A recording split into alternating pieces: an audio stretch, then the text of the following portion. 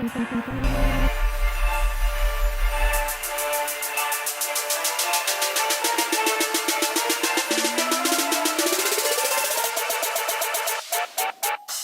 you ready?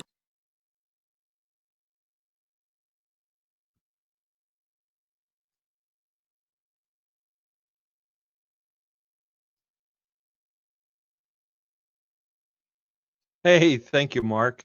Um, this is session 3, I believe. Yes, yeah, session 3. How about that?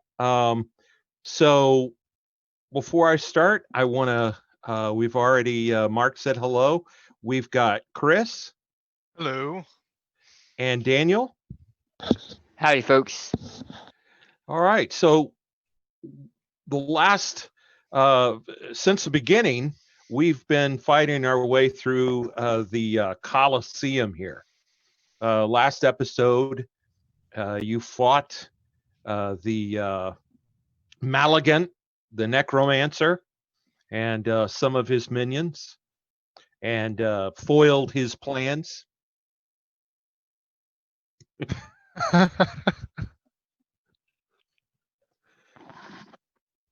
No, that's perfect. That's great. You Mark found a cyber horse and immediately bonded, and you found the way out. You were in a tunnel, and you could see the way out, but you could also see the sun was about to set, and you guys decided that discretion was the better part of valor. You locked yourself into one of the locker areas where the juicers had been hanging out. You searched the place, and night set, and we ended there. And so, any questions, anyone, before we get started? Any leftover business? That sounds like a no. And, and all right. So you guys, did you have any order you were going to? Was anybody going to stay up and set a watch, or you guys are? It was a long day.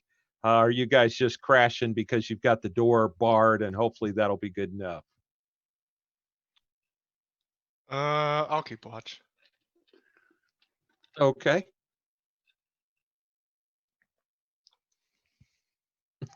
Archer. Well, I mean, you could take turns, or something.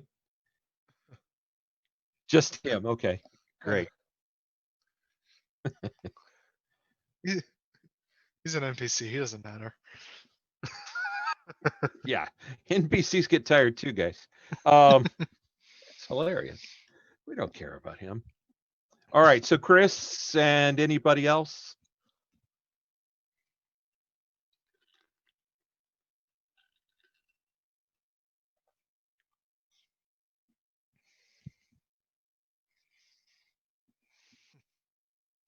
Okay.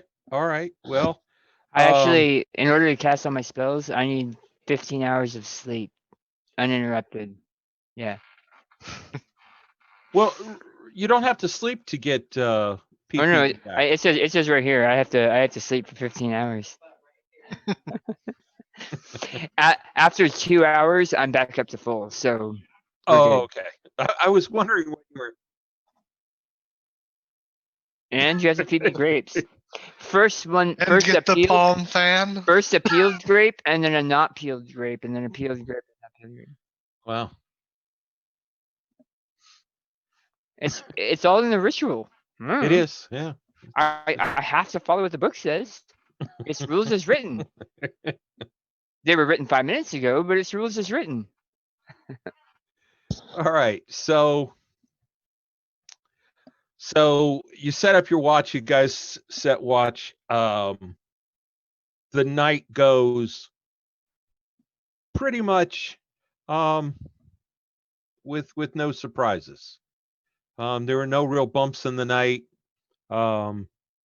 It did sound like maybe there was some thunder or something far off in the distance, but about midnight, the middle of the night, not midnight, and but otherwise nothing. And so Morning comes, not that you could tell in your locked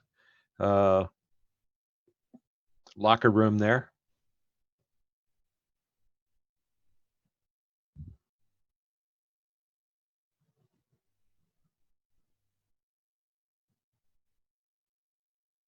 Nothing, hallways empty. Okay. Okay. All right. So you get towards the outside of the Coliseum and look behind me, and this is what you see. You're in a plains area. It is a beautiful summer morning. A couple clouds in the sky. And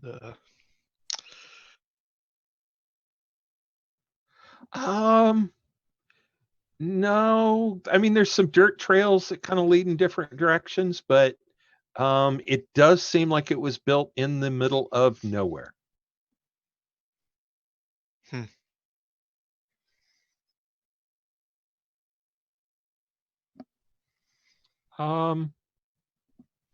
Looks like you're on plains with a big blue sky.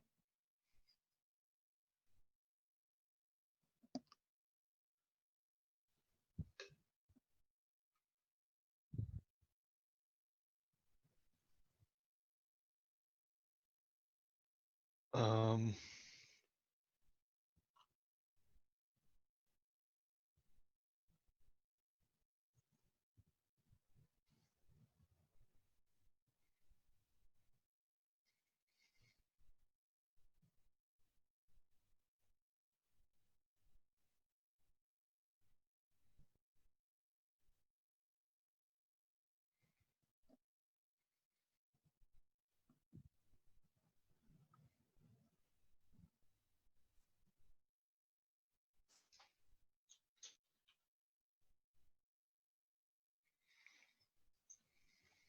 That'd be handy. Can I? I'm gonna close my eyes and sense through the magics to see if there are any ley lines within 10 miles or any rifts within 50. I have a Um, compass, but I don't have a map. So, such good that is. No to the 50.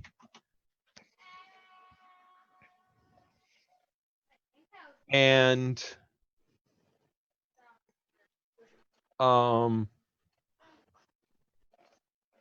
5 miles to the northeast.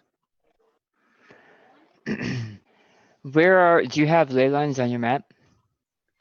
On which map? I'm at, sorry. Zteach is asking Sveta. I don't have a map. Oh, I thought you said you had a map but not a compass. No, I have a compass, but not a map.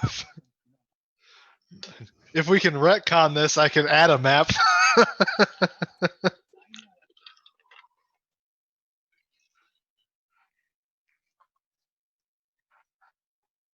There you go. Boy, that'd be nice. Yeah, no, apparently not. No, he didn't saddle you with one. He didn't saddle you with one. That's nice.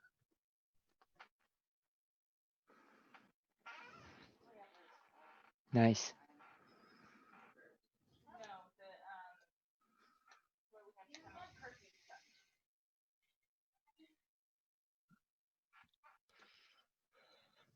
Well, I mean, we could head towards the leyland, My Little Pony.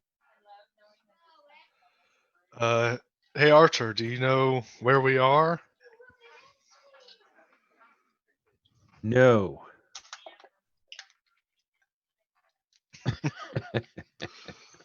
My Little Pony. And I'm not There- referencing the cartoon. That's just what I call you. Um,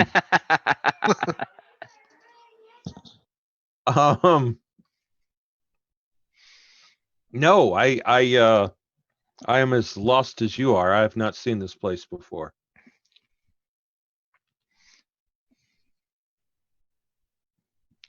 There is one trail that's kind of heaviest, kind of going northeast. That sounds like a good path.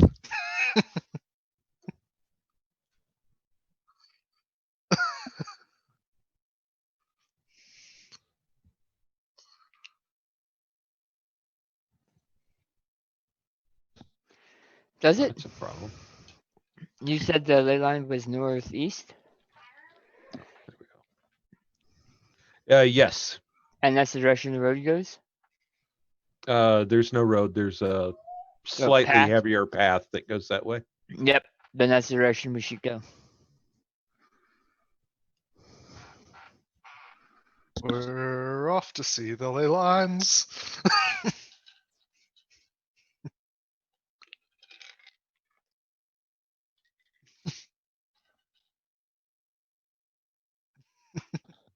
No, I'm full of pee-pee. But my pee-pee is more powerful there. It's more efficient. He gets the big PP. It's more efficient if I use my pee-pee near the ley line.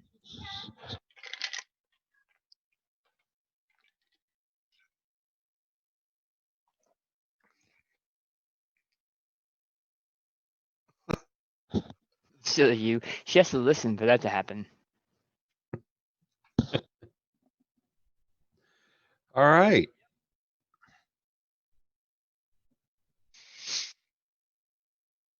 All right.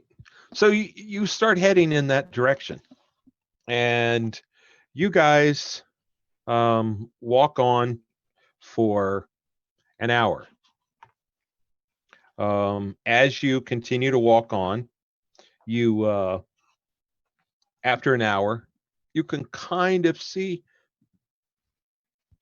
Excuse me, it's pretty bright out, but it is flat right here. Although you are walking uphill slightly, you can tell. This is you can tell that this is a high plains area. So you've deduced that. And the area you're in right now has does everybody know what scree is? No. So scree is it's let's see what the no, it's a mass of small loose stones that form or cover a slope of a mountain. Have you ever seen that? Huh? Yeah. I The gotcha. irony is I actually learned that from Red Dead Redemption. So it's not very steep here. It's not very deep.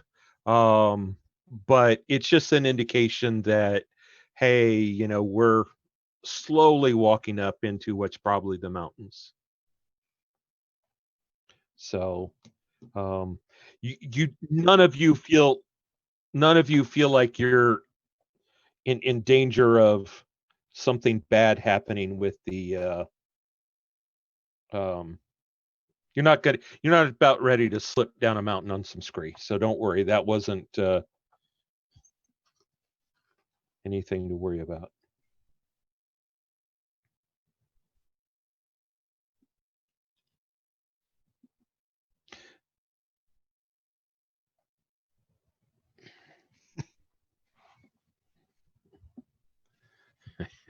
I reckon not.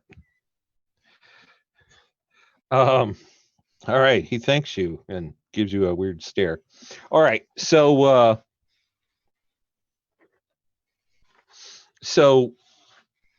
you continue on. Oh, in the distance, I started to say it's still daylight. I mean, you're probably walking 2 to 3 miles an hour. That's about normal.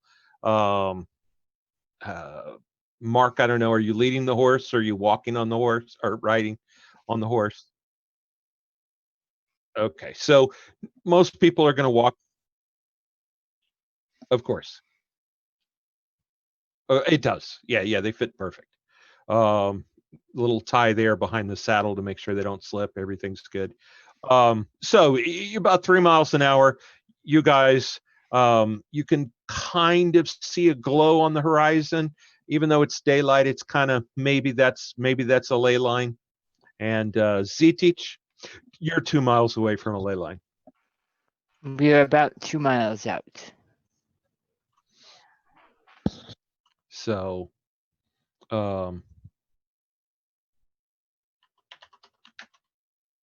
yes.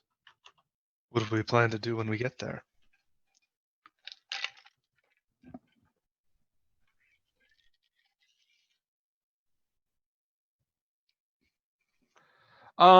Yes. And the reason is that all of you kind of tend to avoid them. Not that a ley line is dangerous. I mean, the only thing you're really going to feel when you go to a ley line is it's when you go to a ley line, what you're going to sense, it'll be like being in a Tesla coil when you're not grounded. You know, the hair is going to stand up on your arm. You're going to feel a tingle. However, Z-Teach wants to go to the ley line because that does things for him. And there are lots of other things that are attracted to ley lines for very similar reasons.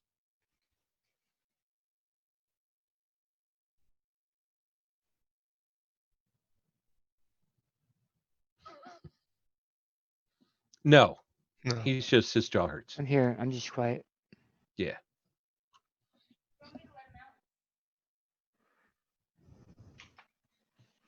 So yeah.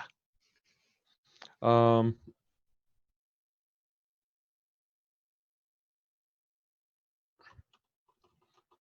right. So you go about 40 minutes and you can see this wall of blue reaching up into the sky. You know, it doesn't go into infinity, but it's higher, it's exceptionally tall. I mean, it's surprisingly tall to you guys. And are you just gonna keep walking right up there, or what are we doing?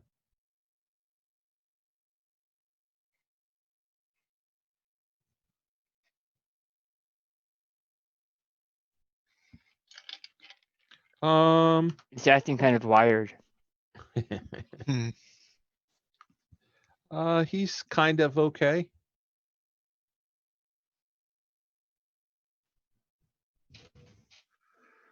You try. There was an attempt made.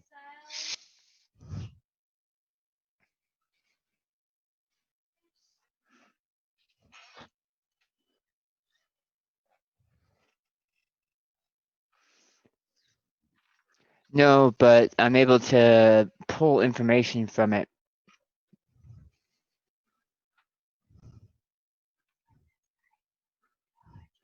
I can find out where I should go, but I guess the question is, what should we be doing right now?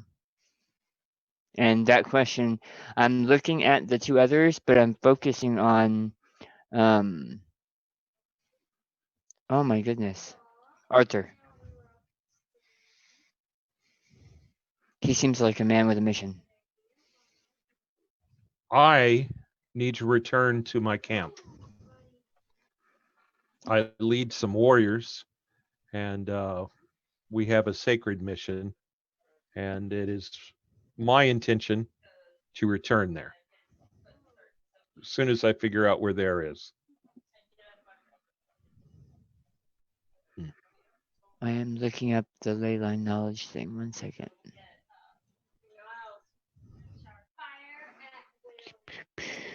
Where are you? This darn book. If I had a hard copy, it'd be so much faster.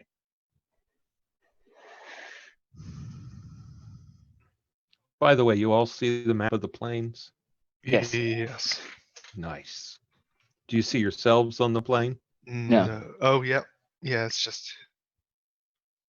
Yeah, it was hidden behind the turn order for Oh. me.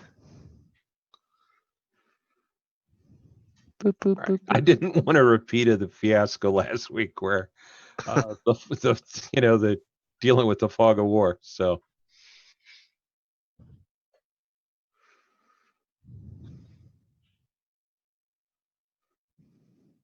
Okay, I started to look for it. I was like,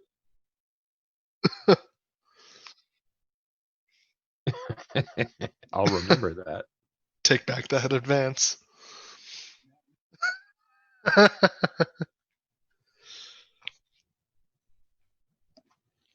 we go. Okay. Which direction does the nexus point flow? Which direction? Yes, because they Which way flow. is the They're like a next? river. Right. So it's where is it flowing towards the next? Okay, so we traveled northeast to meet the wall. Yes. Are we perpendicular to the wall, or are we at an angle to the wall? Roughly perpendicular. Perpendicular. Yes. So that means that the wall is going from north to south, Yes. and we're coming at northeast. Yes. No, that would be an angle. I'm really bad with this. There you go.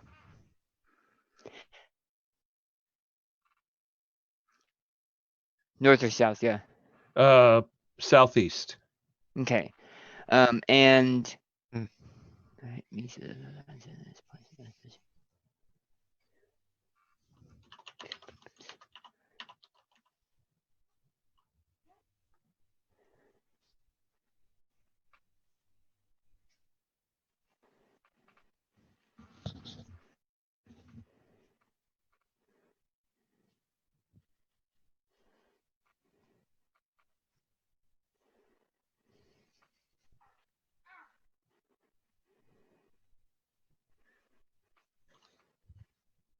okay. I am going. How close are we to the ley line? You're about 20 minutes away. Okay. You can stay here if you'd like. I know that it's probably starting to be upsetting for you. But I need to check something really fast. And I will start walking towards the ley line. Okay. The path is getting heavier that way, by the way. Like harder to traverse? No, just getting more worn. Okay. Oh, okay. Should you need us? From here, do I feel that there's any energy being siphoned away from this ley line? How sensitive to that are you? So I can sense the ley line within 10 miles and automatically tell how powerful it is, in what direction it flows, where it meets with other ley lines at nexus points, and other aspects that might apply, such as if there's a huge amount of energy being siphoned for other purposes.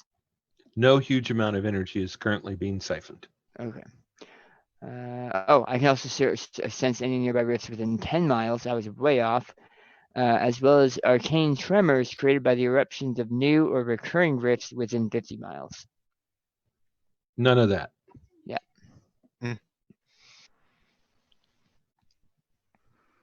I mean, I don't believe I'll need you. Made by many dead people. My kind don't survive by taking random chances, but if you feel like you need help, I'll go.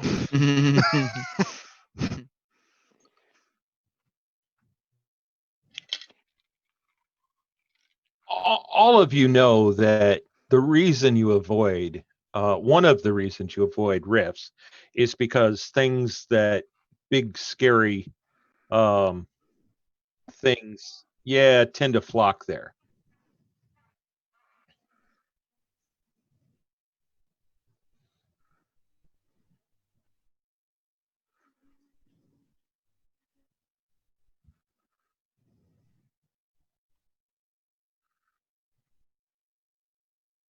Can I roll for survival to see if I see any monster tracks that are fresh that are heading towards it? Sure.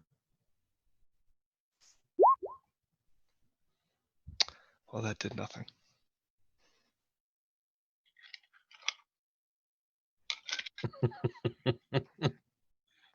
You see a trail. You see grasslands. You see a glowy blue thing in the distance, which is surprisingly difficult to say.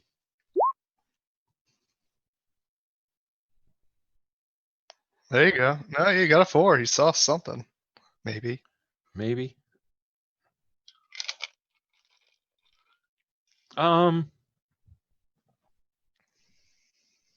About 20 feet north of the trail you guys are on. Maybe it kind of looks like the grass is kind of beat down in a line.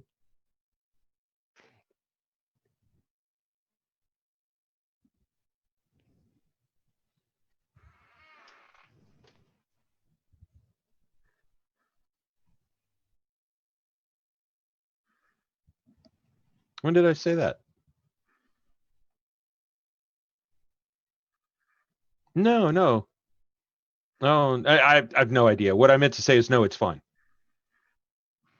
Yeah, I thought I heard he said he's fine.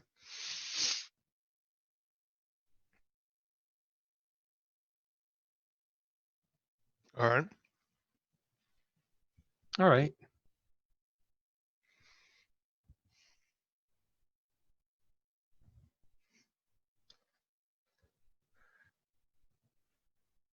Okay. You have all You- proven yourselves as honorable people. Guess it's worth the risk. So you guys walk on another 10 minutes. And it's kind of hard to judge how far you are away from a big glowy thing. It's kind of hard to draw a scale, but it looks maybe you're 5 to 10 minutes away. Everybody make a notice roll.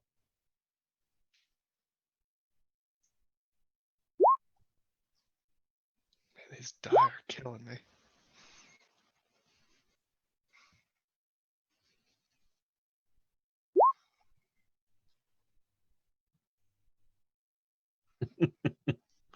All right, Z-Teach.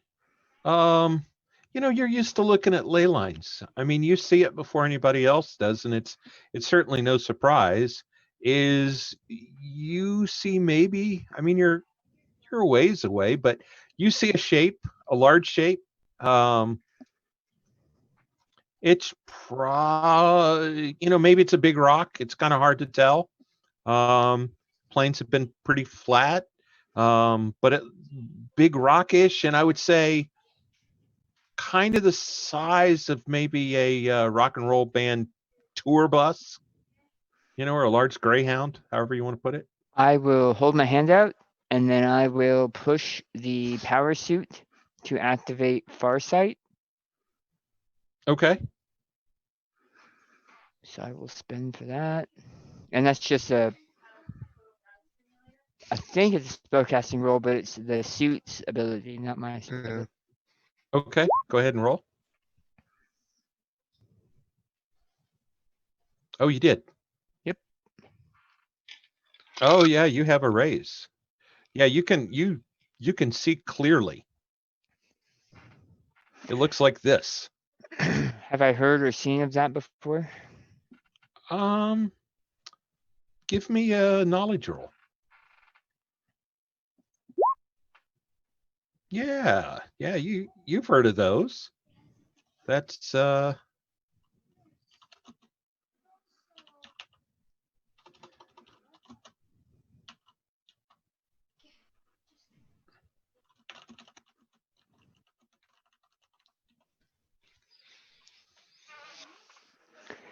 It's if I'm correct, when I saw these growing up, they were called fury beetles.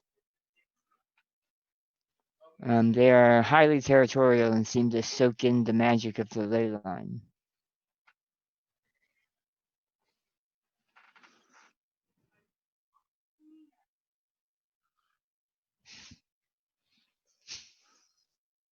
No, I was just hoping to pull some information from the ley line so we try to figure out where we are. The sad part is, since they stole all of us, from different locations, I'm not entirely sure how to find out where we are. Or does anyone else have any better ideas? Arthur? For the record, your beaten down grass does kind of seem to point right towards that thing. Good to know. So Arthur kind of shrugs. Arthur shrugs and says, the path goes this way. We can get off the path a little bit and just go around it. Something's this way. Yeah, I vote for trying to go around him as far as we can. Okay.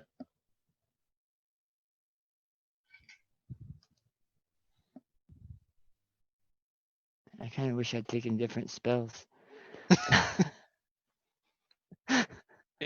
That's the way it always is, though, right? Yeah. Let me see.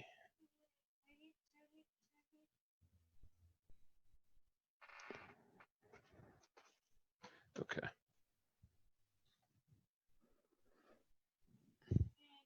Okay.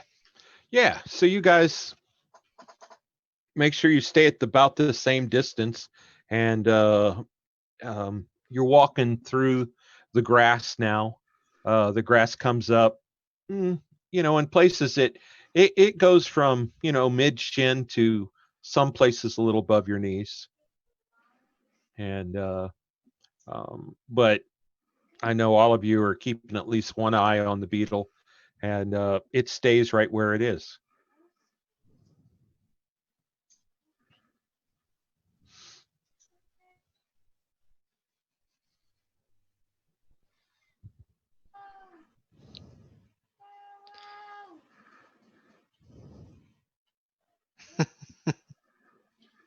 All right, so 2 hours. Well, you get to the ley line 5 minutes later, and of course, you're looking up through a glowy thing.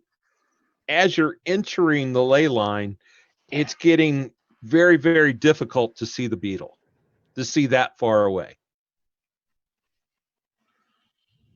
So you kind of just see blue, a shiny blue all around you, and you have goosebumps, and the hair standing up on your head and standing up on your arms, and there's just a tingle, and you just feel really, really uneasy.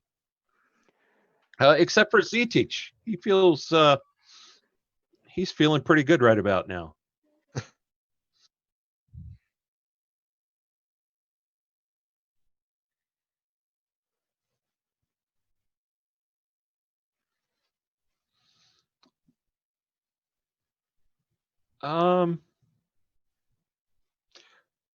You can tell that yeah, they'd rather not be here. I mean, it's not like, there's no panic, there's no anything, just like, I'm at that uncle's house and I don't really like him. I wish I could go. Just no, uncle. let's, As it turns out, I have to change out a spell. I was just looking at the spell list for my character, and I don't have that ability. Okay. I can heal you. I can't relieve you. Right. You mentioned that earlier. Yeah, I had gotten the skill because why not? But it turns out I can't. So instead, I'm taking boost/lower trait. A different buff. Okay. Why can't you take it? It's not on my spell list. Oh, So yeah, that'd be a the problem. leyline walker has a specific spell list. All my other ones are good. It's just that one. Fair enough. Fair enough. So it Okay. is not really reacting. It's not reacting? That was what you said? The creature? Well, it's kind of hard to see at this point because you're surrounded by this glowy blue field, and so you're trying to look Um, Yep. it's hard to look meters and meters and meters up the glowy trail. Can we hear anything? No, you don't. So Z-Teach will move up to the ley line within like a couple feet. He Okay, I thought you will, were okay. no, he will, We'll retcon. Okay, so you move up to it. oh wait, you thought what? I thought you guys were already standing in it. Oh, okay. You don't have to be Awesome. though. I'm sorry. I was Um, assuming. he's gonna lay out, he's gonna roll out like almost like a prayer meditation rug. And Okay. he's going to get down on his knees and kind of curl up down before it as if he's like praying to it or meditating. And then he's gonna stand back up after a couple minutes and roll the rug back up and stuff it back in and say, I'll be right back. And then he'll put his hand into the flow and it will suck him up into the flow. When within a ley line he gets fly at twice his speed. Oh, okay. All right. I was wondering what was going on. I don't Yeah. remember. I didn't remember ley lines zipping up into. So Okay. he's So he's gonna boom. he's gonna You're go up 1,000 feet okay. and see what he can see using the far sight. Aha. All right. Make your far sight roll. Well, I never stopped using far sight. Fair enough. Okay. Do you want me to roll notice? Yeah. Actually, Okay. I used it and it was like 2 hours of us walking. Is that right? Yes. Yeah. No. It was 10 minutes ago. Yeah, 10 minutes ago. Oh, okay. Yeah. Okay. What's the duration on it? Like everything is duration 5 rounds, so it's fine. It hadn't Okay. occurred to me that it had been a while, and it hadn't occurred to me that it probably wasn't the case, so it's fine. Boop. Okay. So, okay. The beetle's not moved. You can clearly see that. You're more attuned to ley lines and such. You also home notice, right now. You also notice to the northeast, you see the path leads maybe to a village or something. It looks like a village and it looks like maybe some smoke, not like the village on fire smoke, like somebody has a chimney smoke. Like habitated smoke. Yes. I Looks will about 5-10 miles away. I will send a message down the ley line to where my party is standing, Okay. and you'll hear my voice kind of half warbled through the mists of the ley line. That tells you there's a village. You said to the northeast. Northeast. To the northeast. Yeah, like It looks like 7-8 miles. this path that we were walking on looks like it continues on the other side of the ley line, and about 7 or 8 miles there's a town. I can't hear anything you're saying. It's a one way unless you're a ley line walker. And I say that the beetle looks like it still remains where it was. So we can hear you, but you can't hear us. Correct. Okay. And then after I'm sure I've gleaned as many details as I can, I will slowly lower myself back down to the ground. And you guys see him kind of lower, you see him up here kind of from the sky and slowly lower himself and appear on the ground. Yeah, big probably. time. Oh man, yeah. Strong like bull. Strong like light bulb. And yeah, so that he'll lower himself back to the ground, and then he'll say, did you hear me? We did. I wasn't sure if the message would be sent. The ley lines here are a different color. I never know how they're going to react. I'm sorry for frightening you. He says, looking up at the scary man in full armor on a cybernetic horse.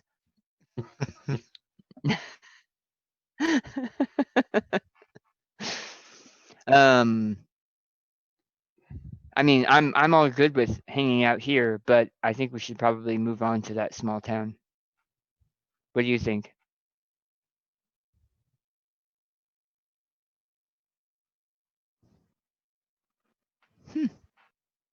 Fair.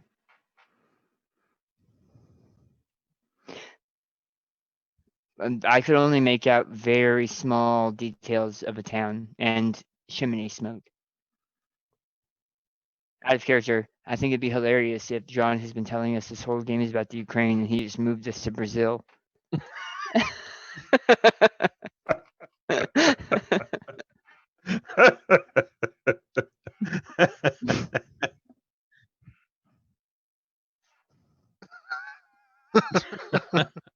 No, that's to the southeast. We're standing in it right now. This is what happened to the Amazon. Yeah, on Rift's Earth, it's a plane.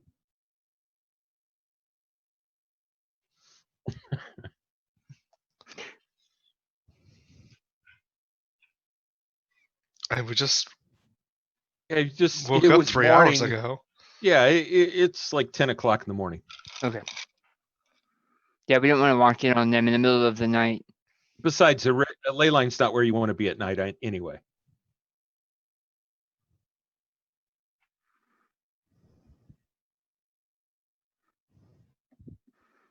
Suppose Arthur, it's no? better than here. Give me 5 more minutes. And he walks back into the actually he'll walk through the ley line. He'll just kind of hang behind for a couple minutes and then catch up with the group. Okay.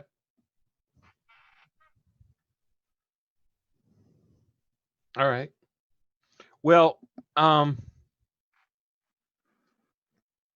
you guys walk along for about an hour, and you can start to in the distance see some like chimney smoke,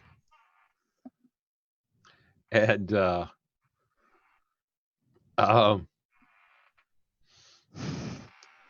about as you're about probably 20 minutes away from the town, the village, you can kind of see that there's a village there, but you're also starting to walk through some cultivated areas. And mostly they're growing wheat. I was just about to ask. Okay. And you walk past a small orchard and of various fruits, some apples, and just fruit trees.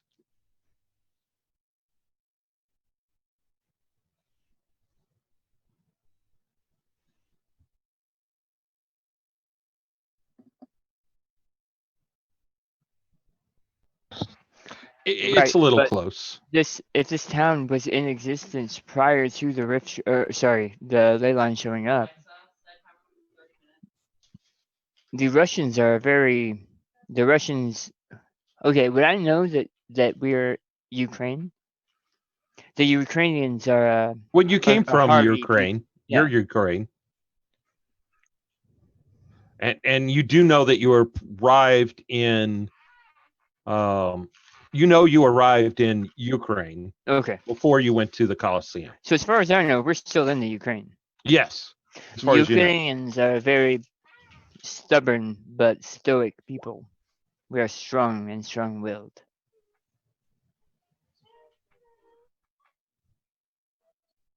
Make a notice roll.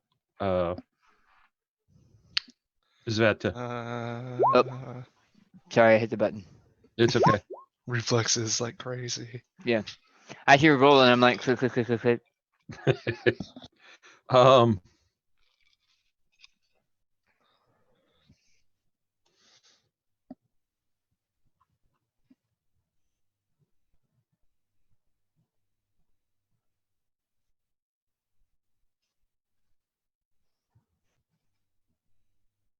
Yeah, you find as you guys go past that orchard area, you find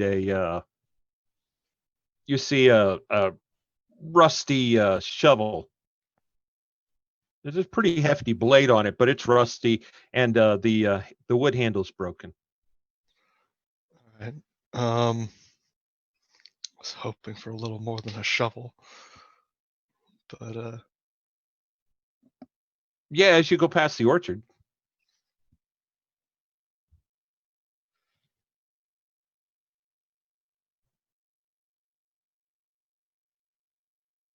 Oh, under a tree. Sure, you can find some.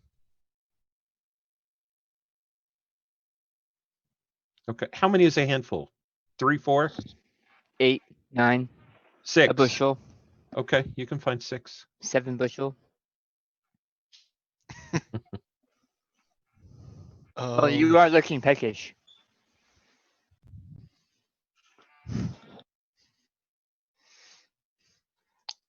so I'm gonna pick up the shovel and take it with me. Okay. It looks like a trowel in your hands.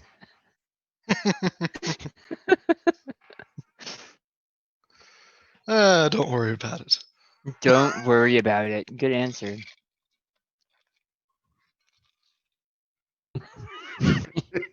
With a rusty shovel. Buries us under the apple tree. Well, all right. So as we keep walking, I'm gonna kind of lag behind the group a little bit, and because I'd rather do this before I get into town. I don't know how this spell would work. Well, you can't walk along and do what I think you're wanting to do. Well, then Are you I'll wanting to turn? You wanting to Yeah. turn this into a chunk of? yeah, I'd like to turn this into an ingot of steel. Okay, yeah, no, you need to be standing still, focused, doing Alright. that. Well, You then- just bend it into a smaller Yeah, steel, just roll it and up then- into a. and then break it off its wood and hand the wood to teach. Yeah. I mean, I guess I could really.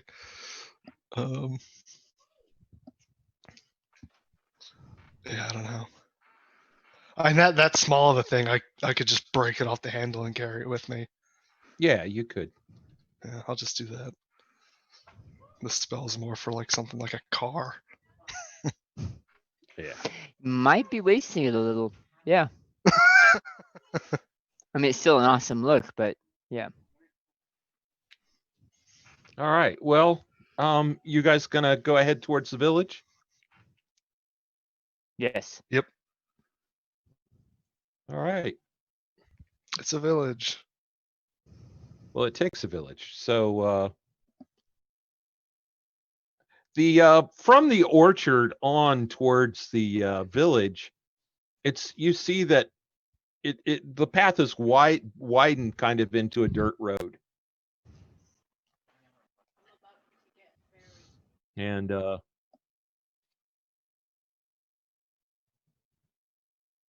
yes. I hope you can see yourselves.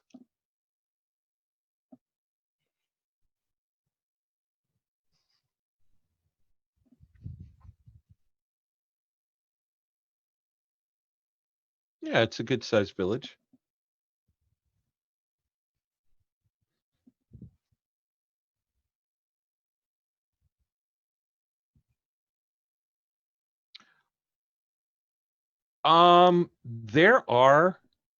There are people all over the place.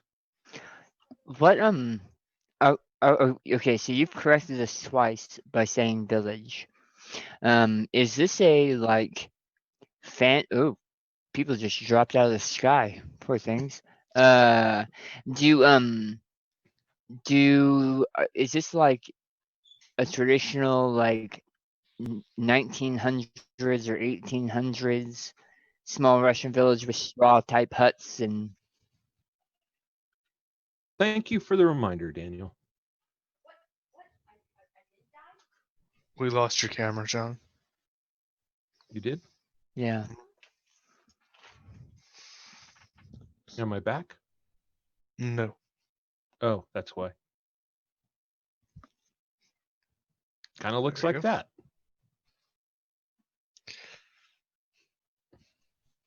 Looks shockingly accurate to the picture. you look at my picture, Daniel? That's awesome. And that answers my question. Yep. That's why I said thank you for the reminder. I tried to be very prepared today.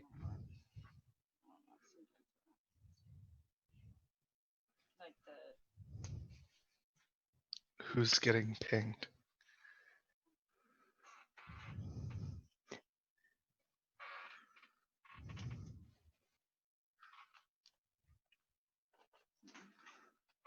Okay, you will go ahead.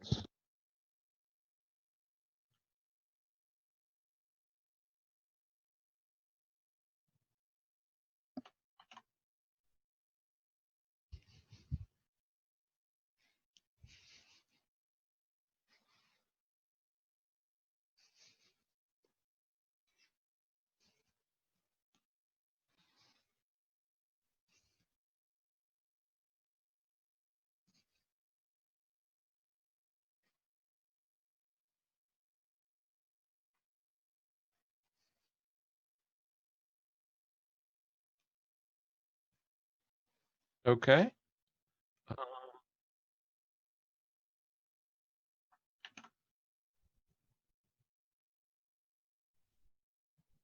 Whoa, what's going on? All right, just a second. Oop, that's not what I wanted. Just a second. Let me copy one more thing I'm trying to copy. While that happens, I'm gonna get some more to drink. There we go.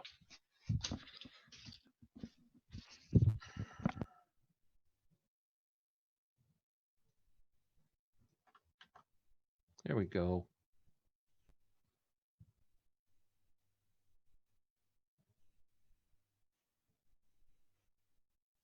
Huh. Well, that token got kind of squished for some reason.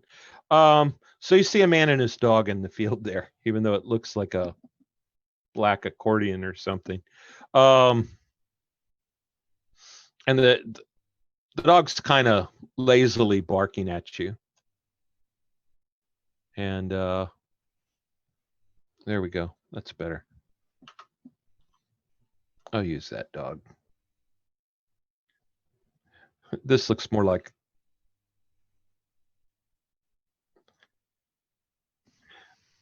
Yeah. Anyway, so there's a dog. He's kind of lazily, just kind of woof, woof. He's kind of barking, and the man is. He's noticed you, and he's waved. You can tell that they're cautious. And he looks, and he actually looks confused, and he says, "We thought you come tomorrow."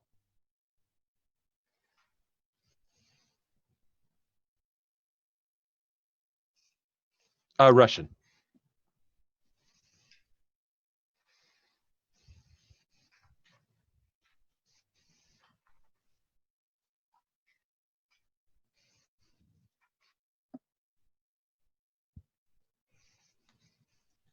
You are lost?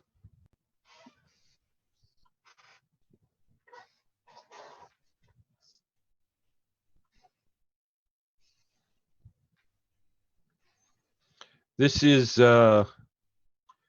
Nize. And you all can roll a knowledge roll to see if you've heard of that village.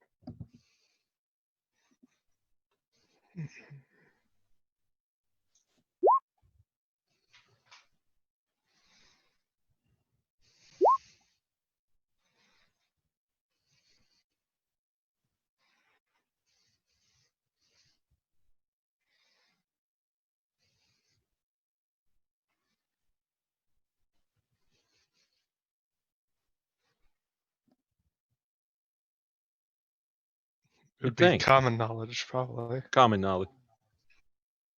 Yeah. Okay. Yeah, you really have some nice shoes. You're certain about that. Sveta, you know that this is indeed a village, and you're pretty sure this is a village near the town of Sumi. which would be in the northeast portion of Ukraine. All right. I share that information with everyone else. And that works out kind of well lore-wise, seeing how I think my character's been in this area the most of the three of us.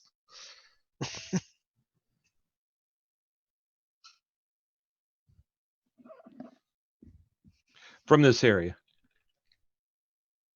Yep. And you've all heard of Sumi?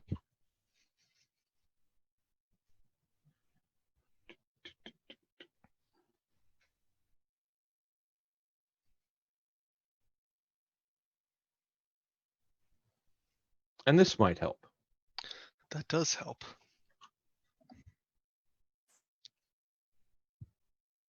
So the little red mark is kind of, it is the point of the red mark is where Niza is, and the top is slightly obscuring Sumi. Arthur, where is your encampment?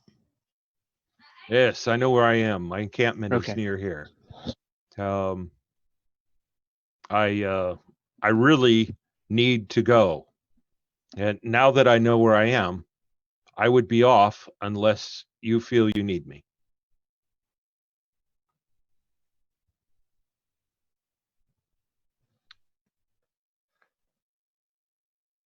A few days. I will be fine. I will be fine. I would I think I would like to meet you again. But when I go to my encampment, I believe I need to go alone.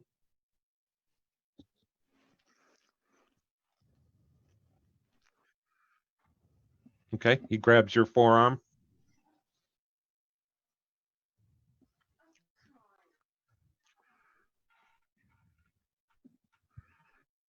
How would he call?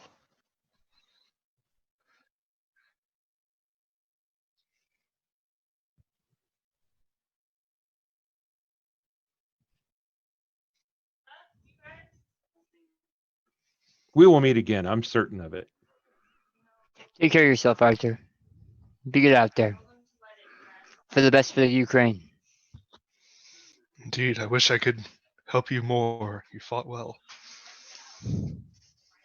He puts his hand on your shoulder, Sveta, nods at you, and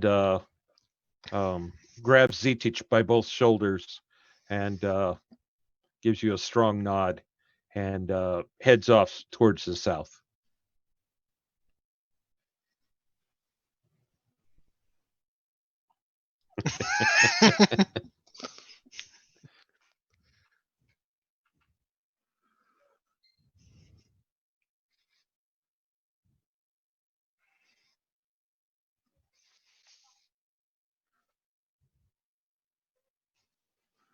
It is fine. It is fine. Yes.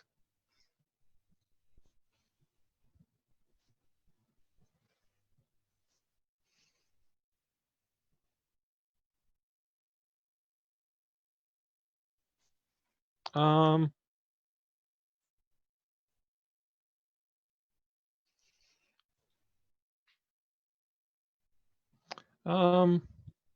yeah.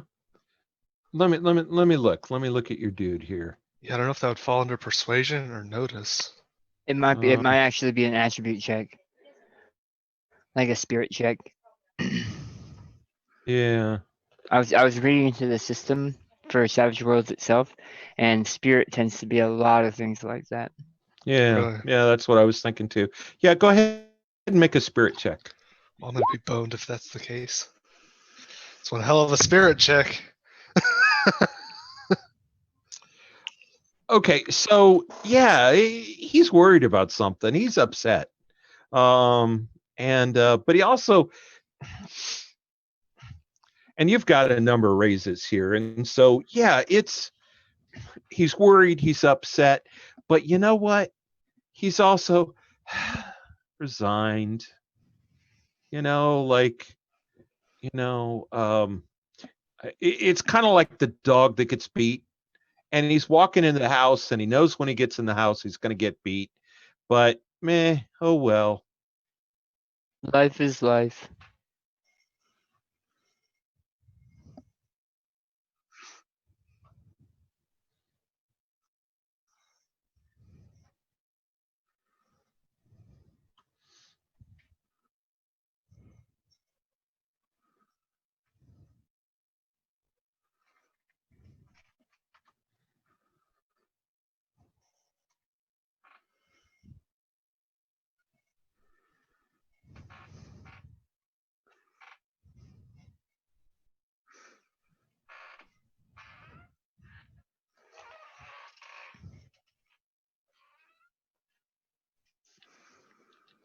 The man looks at you and he resignedly shrugs and he says, "This is Orloff's land."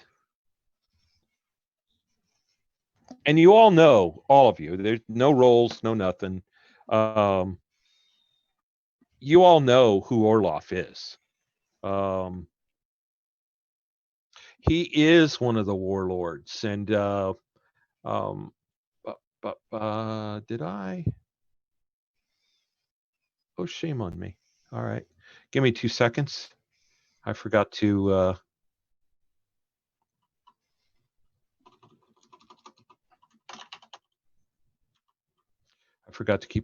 create a map for him.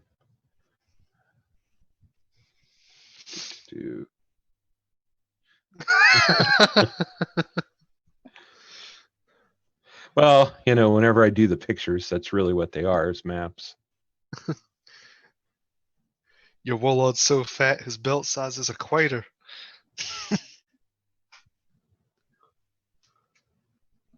There we go. All right. Nope. There we go.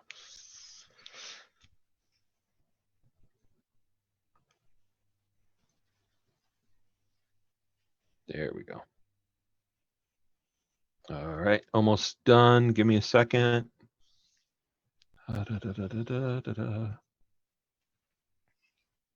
There we go.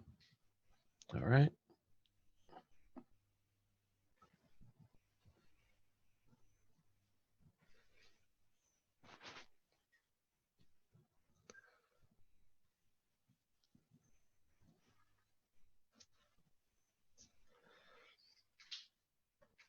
Okay.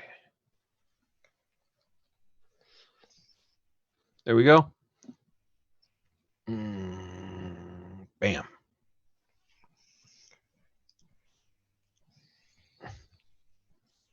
So there's Orloff. Fun.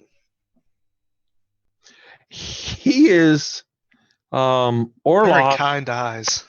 Yeah. That's you know, honestly, that's how most people tend to see him. Is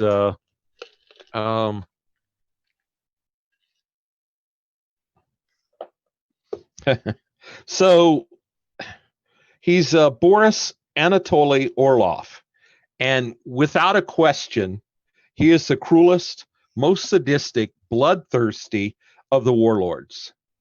Well, Most that was people, starting at the top of the list. most people consider him a lunatic, and his answer to almost every problem is to destroy the cause of the problem. His bloodthirsty and murderous ways have earned him the nickname the Snow Demon, and the fear and animosity of every warlord. He's not liked by anybody else. He's stereotypical, no holds barred, barbarian raider. He has delusions of grandeur, and he actually believes he will eventually conquer all of Russia.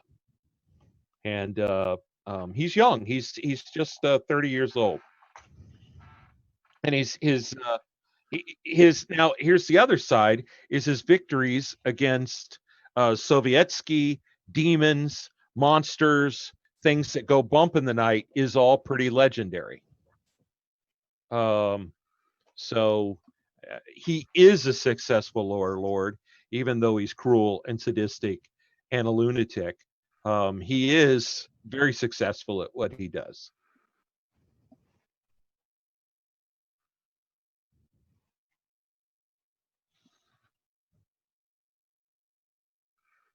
Okay. Yeah, so Cossacks are a bunch of tribes, right? And they're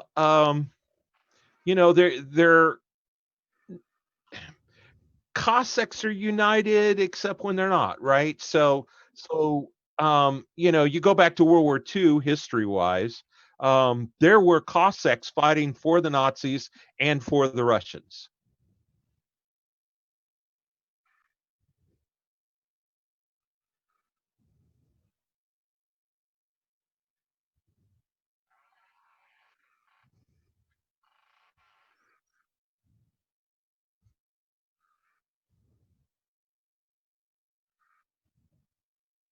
So there are Cossacks that in order to survive have chosen to work for or with the warlords.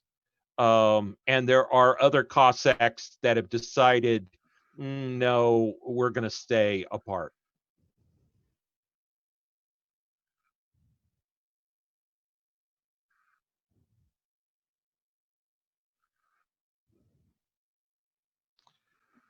Mostly, yes.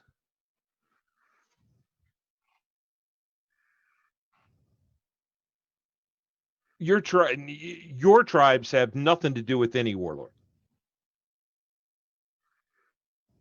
Yeah, you're good guy Cossacks.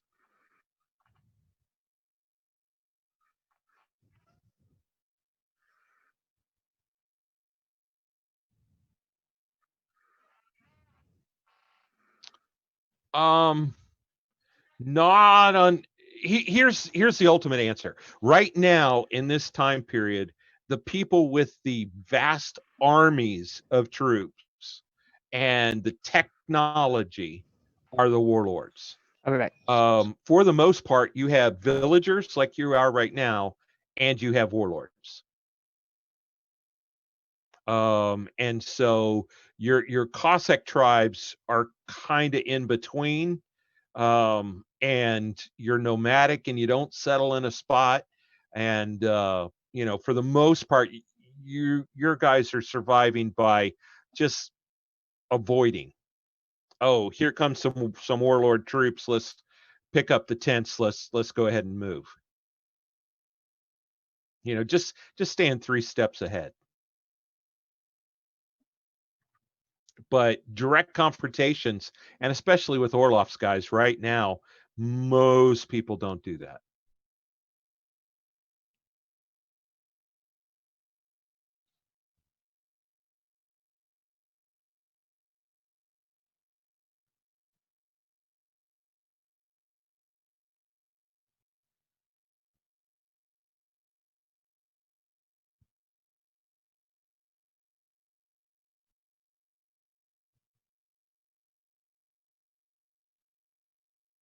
One day. By the way, I want to point out that at least on my screen, the ley line walker has left a rift in his wake.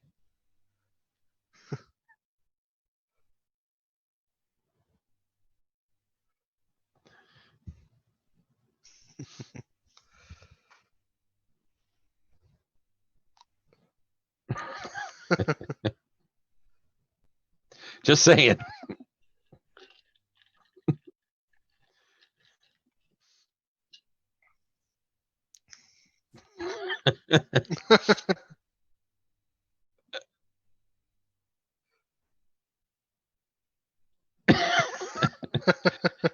those darn ley line walkers.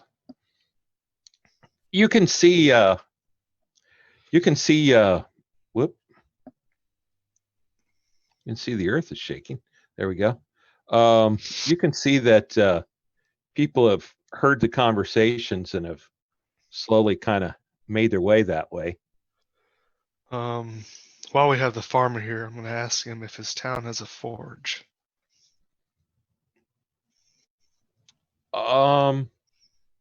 It's a village. Village.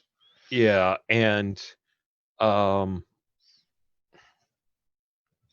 you would. I'm not being pedantic, but I'm kind of being pedantic. You would realize you would ask him if he has a smithy. There's a big difference between a forge and a smithy, right? Okay. A smithy is a hut with an anvil, and a forge is an ordeal. Okay. Then do you have a smithy?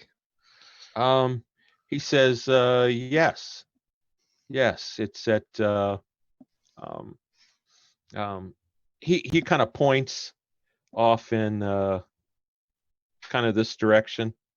Oh, okay. I actually would have guessed here. Where? Here. Oh, right here. Yeah, I mean, Yeah, doesn't okay, we'll call that the smithy. that Yeah. backyard kind of looks like smithy stuff? Yeah, I'll go with that. Sure.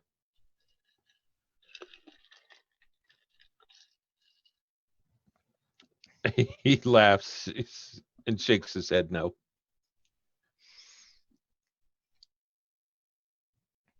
We will take care of you.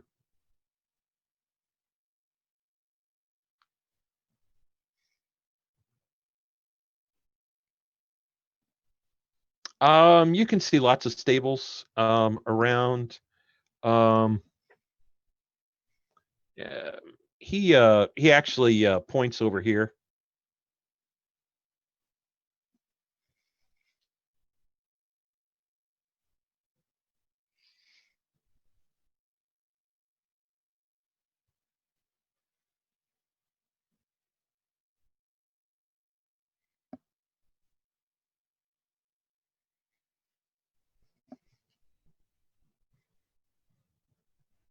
He tries to give it back to you. No, no, no. This is.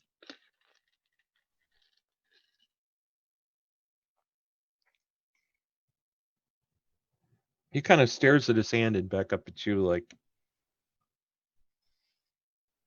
okay, okay. And he puts that in a pocket and he kind of holds out his hand like he's gonna take the horse reins, but doesn't take them and has his hand up like he's not saying anything, but he's asking you, is this okay? Okay, so he takes the reins and um, he leads the horse off and he says, food and water. Okay. The dog's kind of looking at you. The dog's not sure about you yet. Um, he says, yeah, I don't know. Master might like you, but I got my doubts. You know, he's giving you that sideways kind of, I don't know. And but he follows his master and the horse, and he takes the horse back to that yard he pointed at, and um, you can see he's taking it to some water.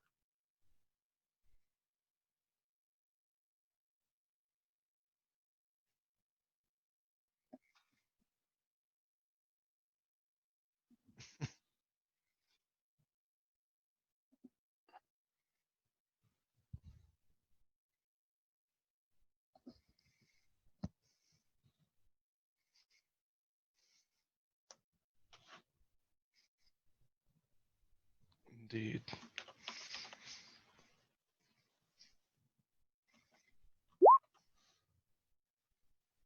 Orloff.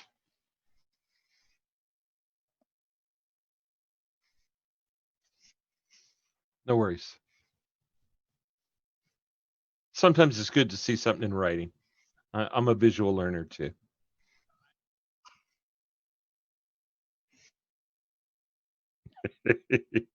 Okay.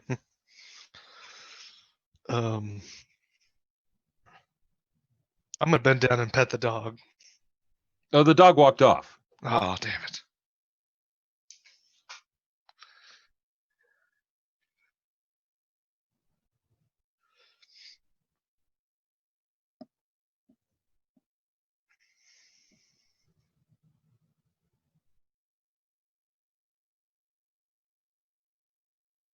Okay.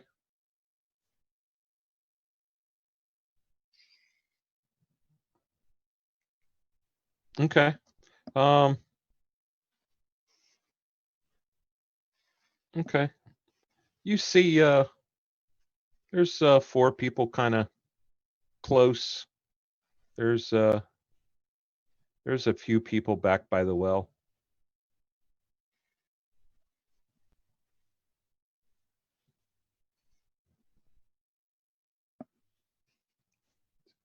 Niza.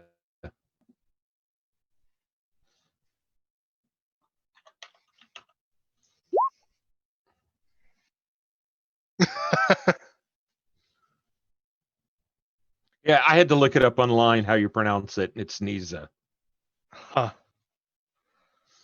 Well, not Niza, it's Nize. Easy. Yeah.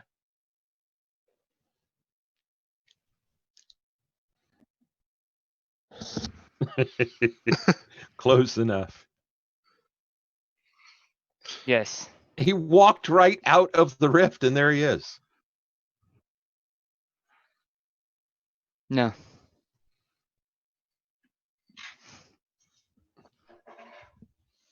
Yeah, it's back. That's awesome. Wah, wah, wah, wah, wah. I love how your leyline walker walked into a rift and back out of the rift. Sorry, guys, I don't poop on this dimension.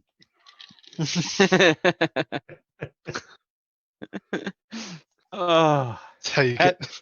It's good that- protection against bears. That's right.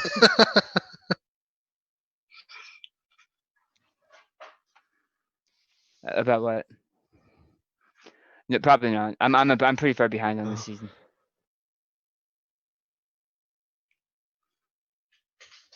Oh. No, there's one from a past season. About his toilet? Yeah, no, that's from.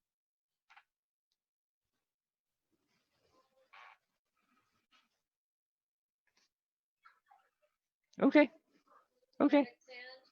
that's You're good. golden. That's golden. Yeah.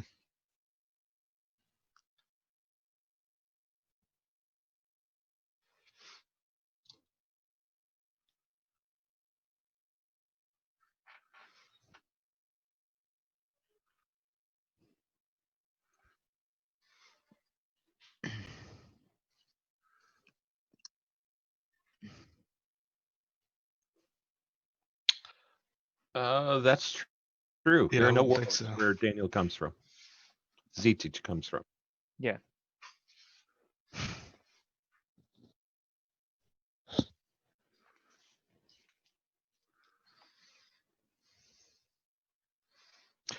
Incredibly. Let me brutal. interject there real quick, Mark.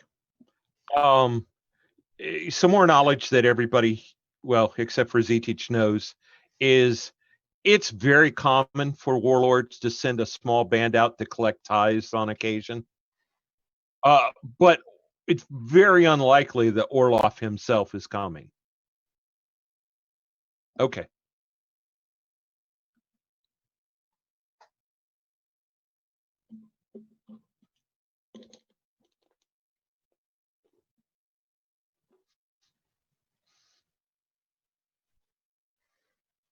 Okay.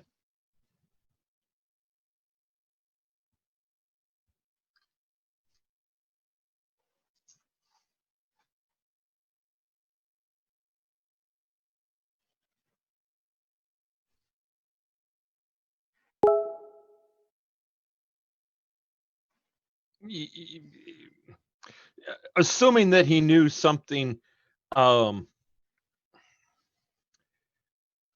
assuming that he knew that whatever happened to his men happened in this town, I mean, what's the chance they have instantaneous communication? And what's the chance that he would assume that this little piece of crap town could do anything to his men?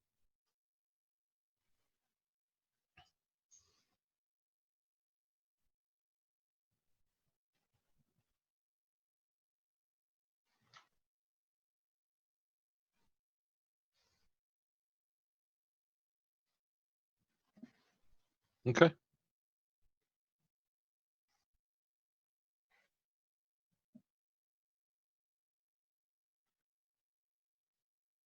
Okay. Fair enough.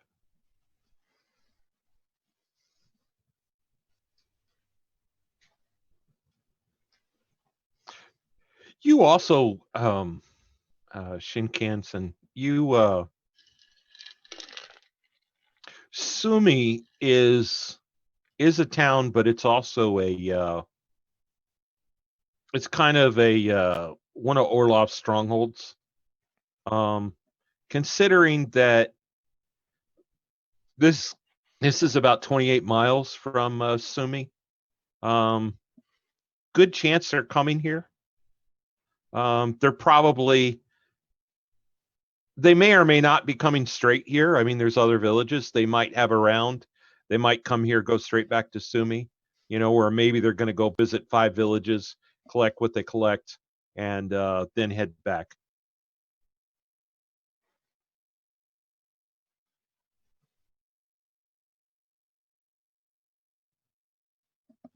That is a problem.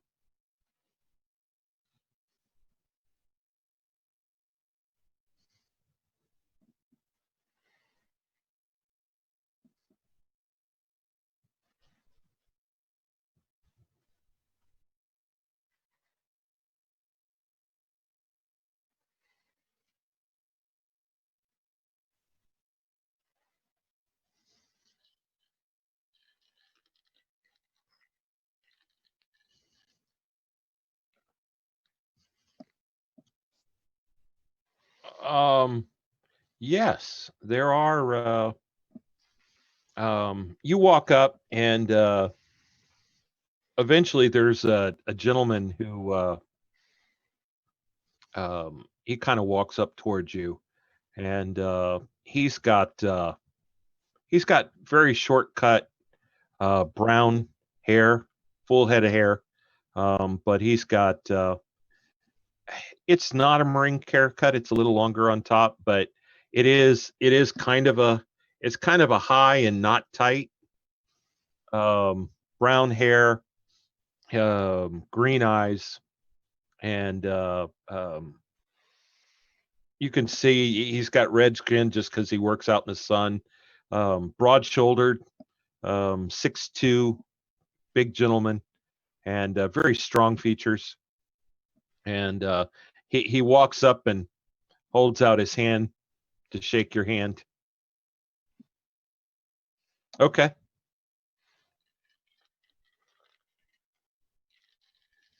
Wow.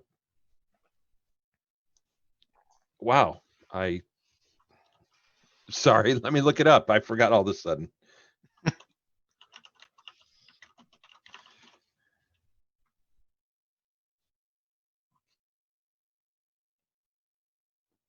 Yeah, I know. Oris is his name. Oh, yes. Yes. Good name. Oris. He laughs. Orist. Yeah.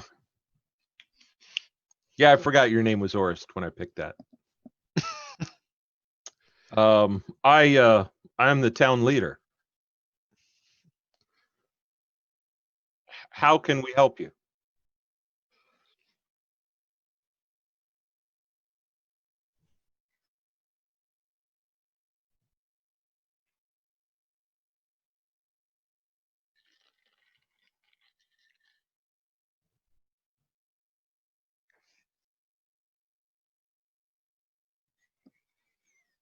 So, did you change any of the markings on your cyber horse? Yes. Can he do that?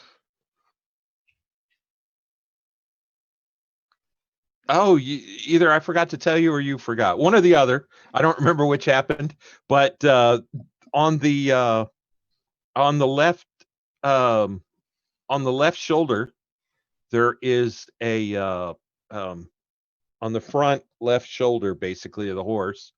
There's painted a Ukrainian flag, and on the right there is in the same shape a black and red flag. Yes. That is I'll give you a wild guess since you said you got here early. that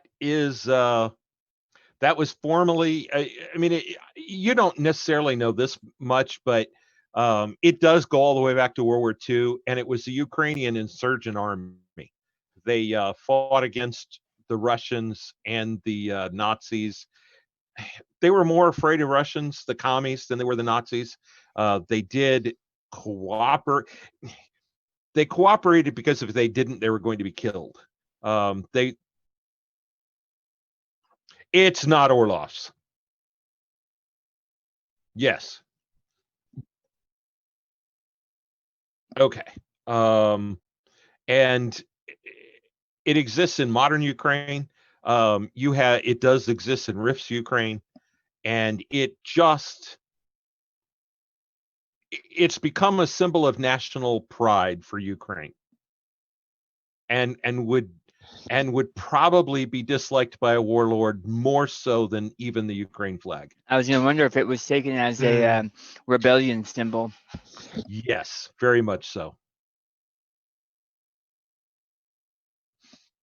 So Orist says, I noticed your horse.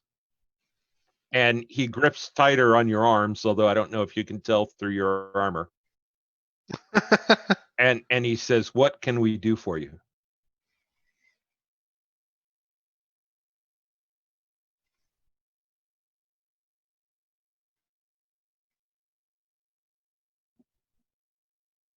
We heard of that.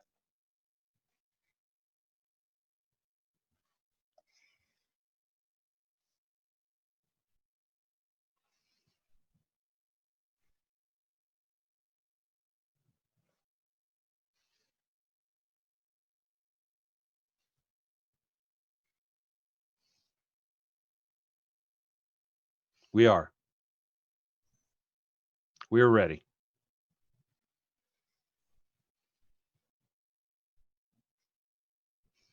We will pay. It's been a long time since any village has fought. They protect us from the monsters, and if we cooperate, they protect us from themselves.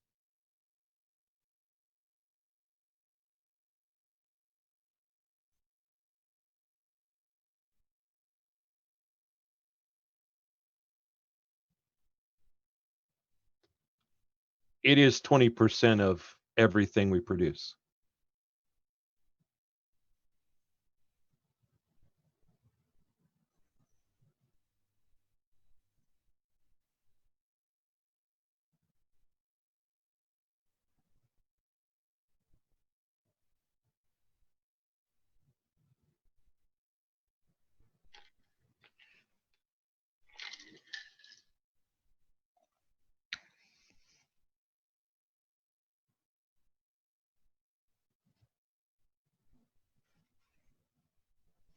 You can see just a huge look of surprise on his face when you say free Ukraine.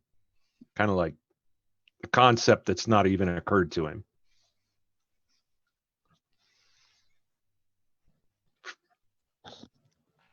I have seen it, brother. It is possible, he says with a big smile on his face.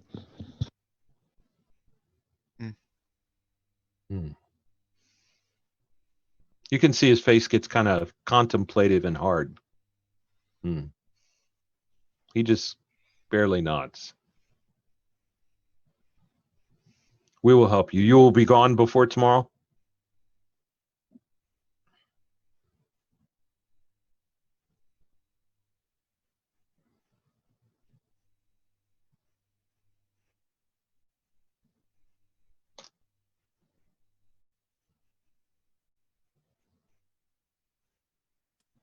Do you see the center top of the map?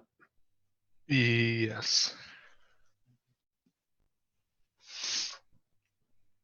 I'm doing the red circle thing.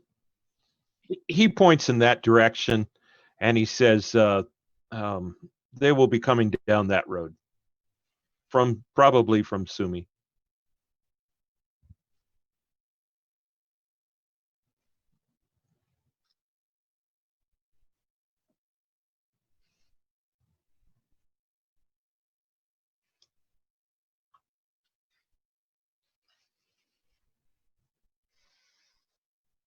He nods.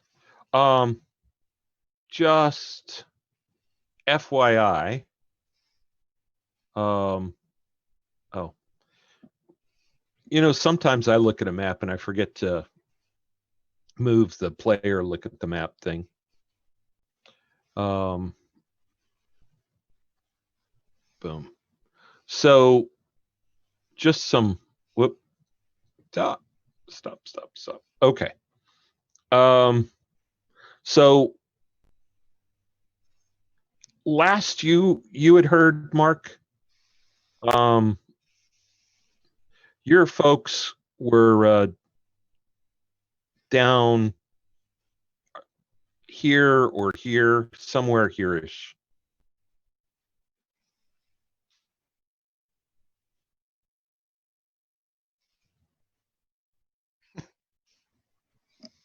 Well, I mean, it depends if you want to go to a warlord stronghold or not.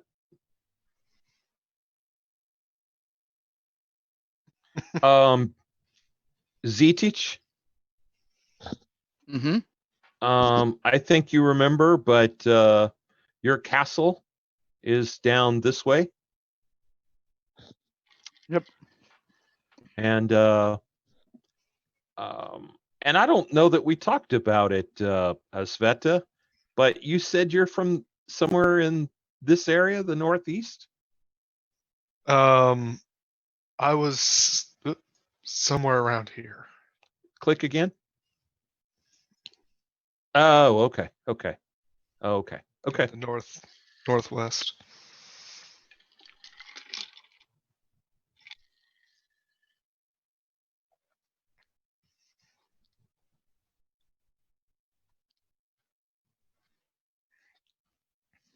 I have no need.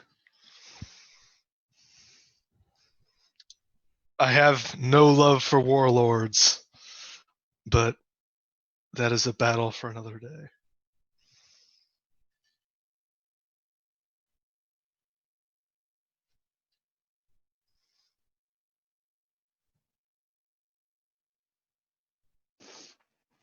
Don't focus so much on where I'm from, but what I'm for. And you said it yourself. I'm for a free Ukraine, and that is possible here.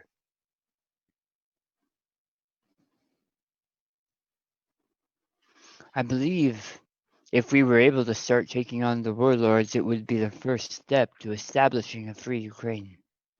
I understand your trepidation with taking on this particular one, as he sounds like a handful.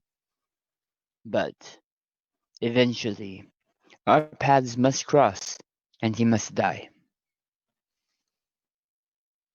And Ziti says this with a smile on his face that is not creepy, but it's very matter of fact and very hopeful.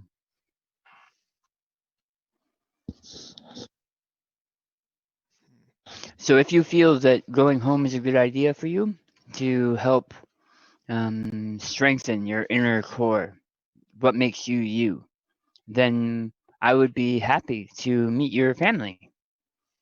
Same with you, Sveta. Both of you are very interesting people. I would enjoy that, but I have no family left. And for simplicity's sake, neither do I. But we are here now, and we must do what we can to help the people. All the people. All the people. Yep. ZTH doesn't even think about it.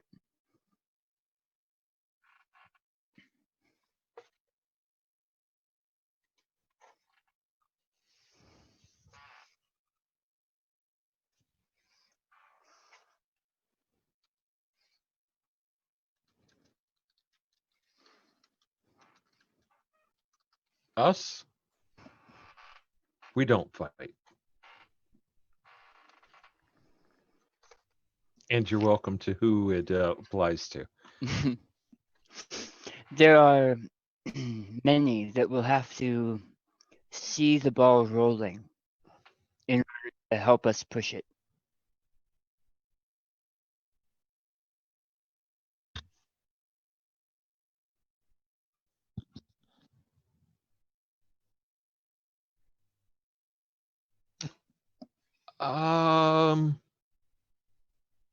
Weakest. There are 3 warlords occupying the Ukrainian the former Ukraine. Do they rule the entire Ukraine? The 3 of them, yes. Okay. So there's Orlov, there's Warlord Romanov, and there's Sokolov. And Hmm. so Romanov, Sonia Tatiana Romanov, also known as Sonia the Great. She claims that she's a direct descendant of the historical Romanovs that ruled before communism.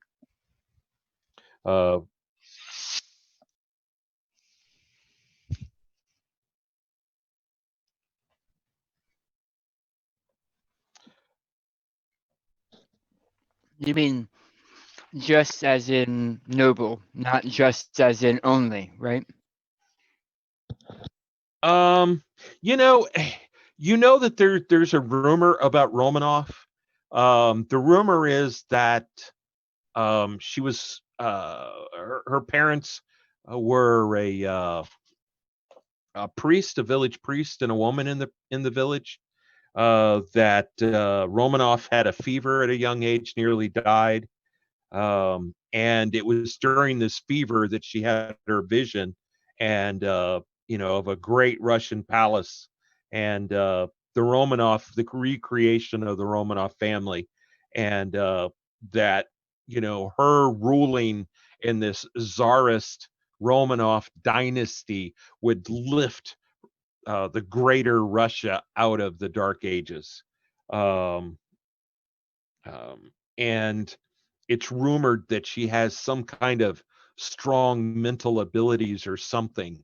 And people know that her mind is very strong. Um, so she is also seen as the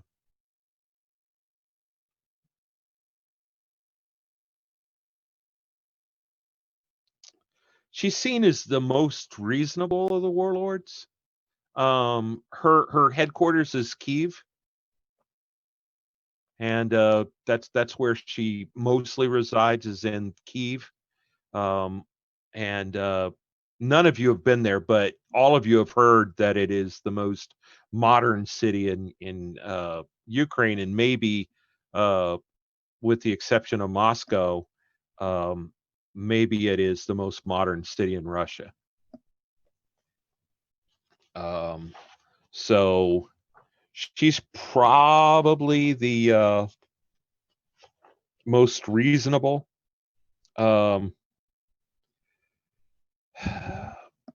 Sokolov is and he is between. He has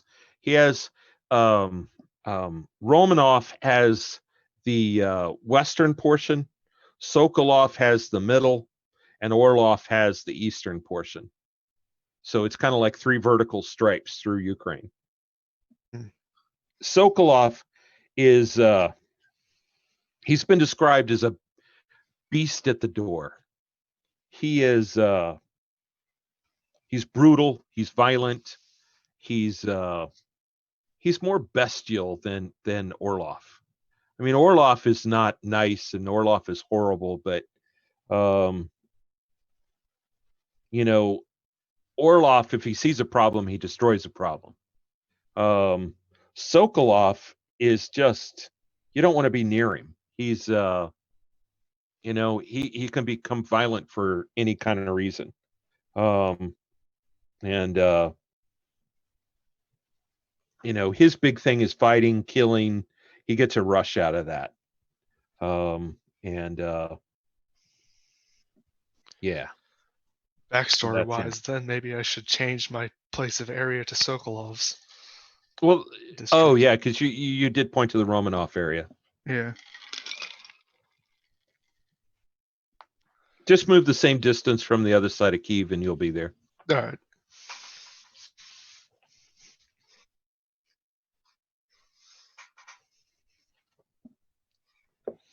Um.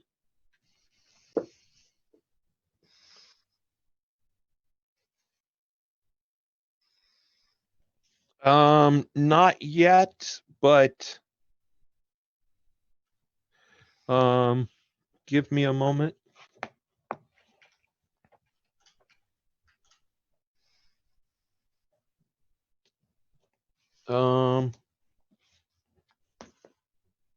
There we go. That's what I'm looking for. Too many books.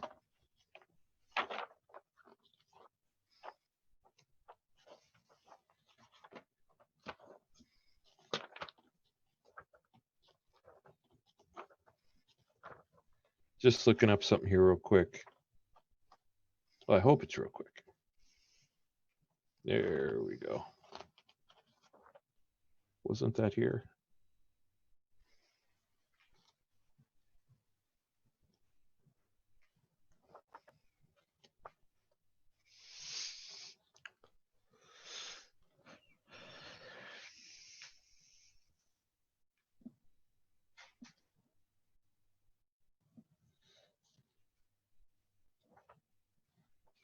Huh.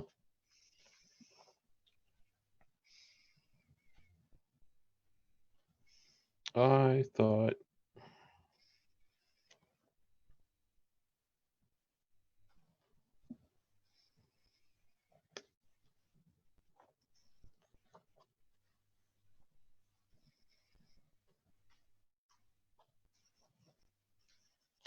All right, yeah. Oris says to you, he says,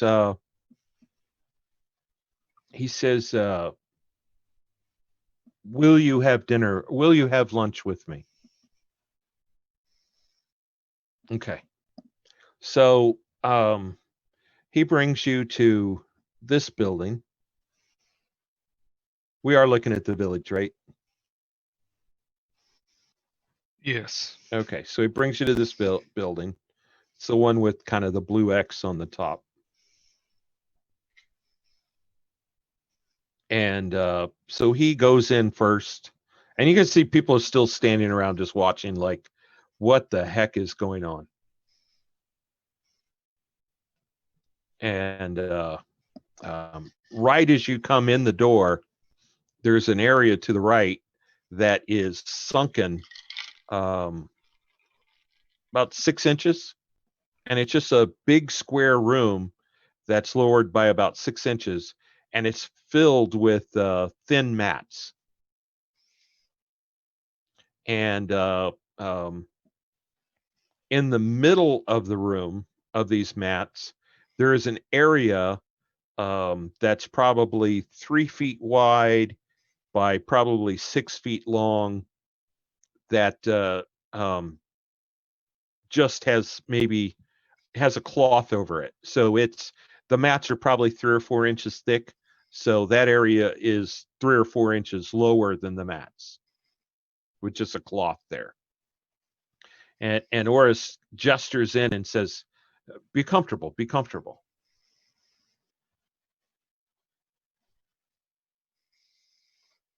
Yes. Well, shoes, definitely, armor, weapons. Yeah. All of that. Yeah. Yeah. Are we all in Okay. there with them? Well, you're in the front door. You can see that room.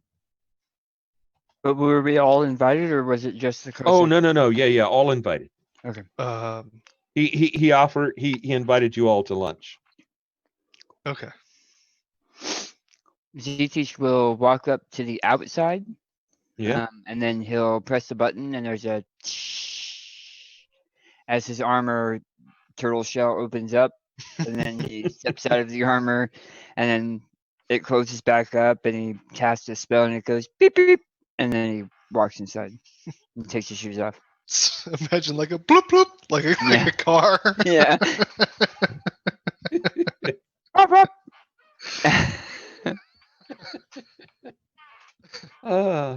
That's funny. And I'll take off all my armor and stuff too.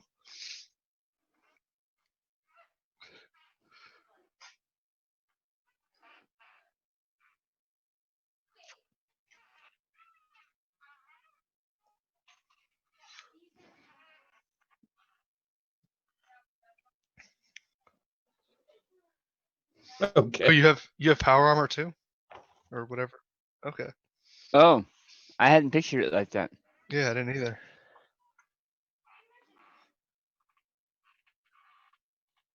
Okay. Yeah. See, I pictured like your samurai type armor, but with the demon mask that makes it environmental, and then you go, Hmm. and then you have like a predator.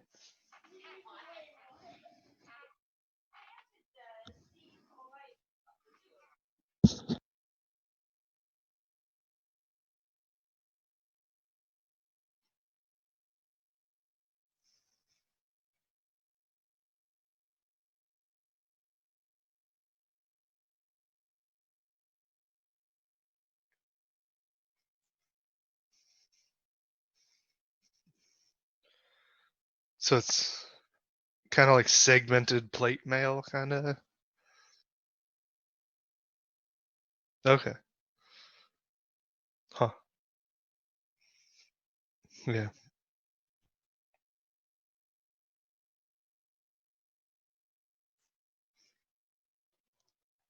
Huh. Fancy. Yeah, mine is pretty basically like I like to Templar picture. armor. Yeah, I like to picture like Sveta starts slowly unbuckling her plates and unfastening all of the ties it's like tied up like a shoe, and so it's like she's got to undo each tie, and Mark Bullet Train and I are like and it just drops us out and we're eating, and she's still I'm still unbuckling. unbuckling. The kids are like standing around you offering to help because it's taking so long. Lunch is done, and I'm like, okay, guys, I'm ready.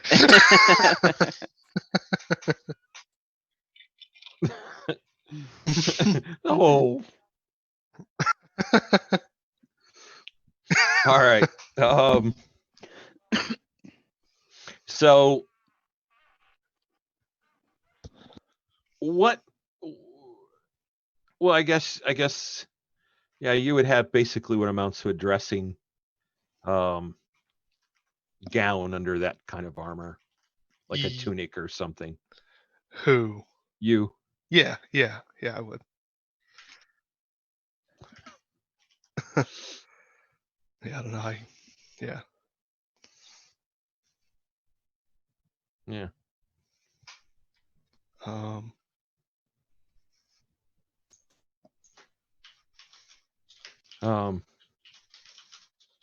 So all right. So yeah, so you guys by about the time Sveta gets out of her armor and comes and sits with you guys, um a woman walks in the room, and she's got a pitcher, and she's got a pitcher in one hand and a small tray with a collection of cups, various cups, and she sets that down in the middle and offers and said, please, please, please. And it's you can see that it's a glass pitcher with a some kind of lid on the top, and inside you see fruit and leaves and other stuff floating in the liquid. So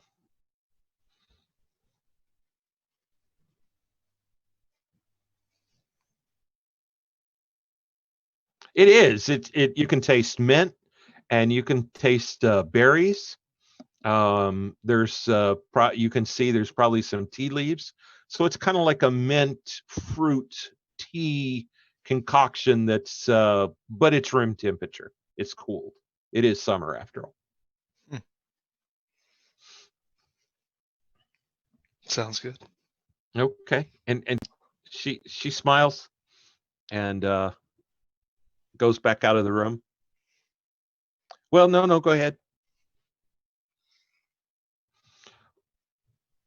Her name is I don't know why I'm doing this. Every time you ask me a name, I can't remember. Hector. It is just a second. You think I could think of some Russian names off the top of my head? Svetlana. We already have Oris. Let's pull a Sveta in here too.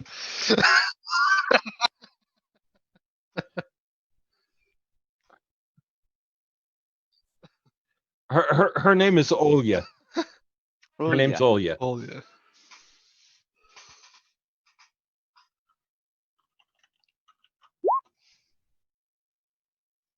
Oh, thank you. Thank you. Orisa says you're honored guest. So she smiles and nods her head. Please, please, please. She points at the drink. Enjoy. And she walks out. A few minutes later, Orist comes in and he's got a tray of sliced fruit. There's apples. There's some cherries. Those aren't sliced. There are some peaches, and there is a small collection of grapes, red grapes. And he sits that down in the middle. And there's also there's a loaf of bread that's already had. It's a like a French loaf, and some of it has already been torn off. And so he offers that to everybody.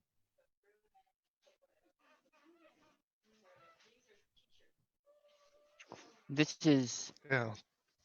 very, very generous. Thank you.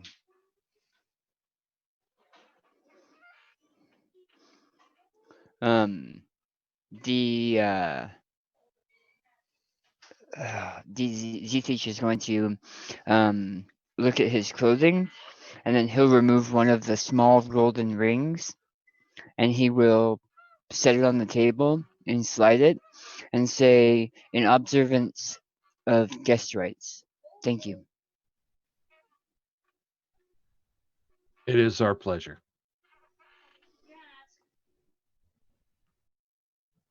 It is our pleasure. So, where are you from? He points at Shinkansen, and he says, "I know you. You come from the tribes." But he points at Sveta, and he says, "Where are you from?"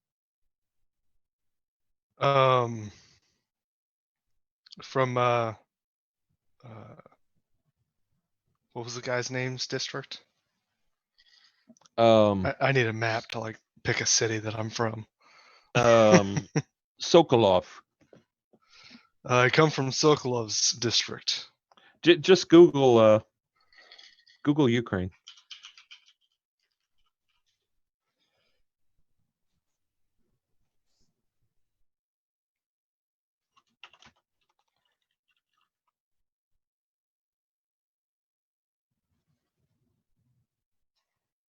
Me? I guess so. What did you slide on?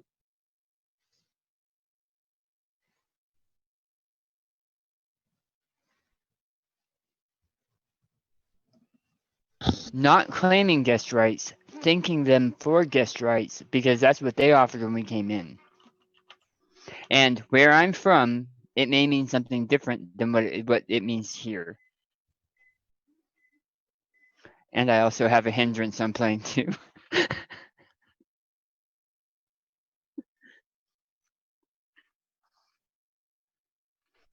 One of those gold rings that we grabbed that was like worth a whole crap ton of money. Oris sees the ring and says, and says, "I understand, but no, too much, too much." You need it. You need it because you are paying your taxes tomorrow. So keep it. Use it well. I believe in you. I believe in all of the peoples here for Ukraine. Okay. I'll Yeah. talk to Orist and tell him that I am a smith by trade. Are there any crafts that your town needs to stay well maintained?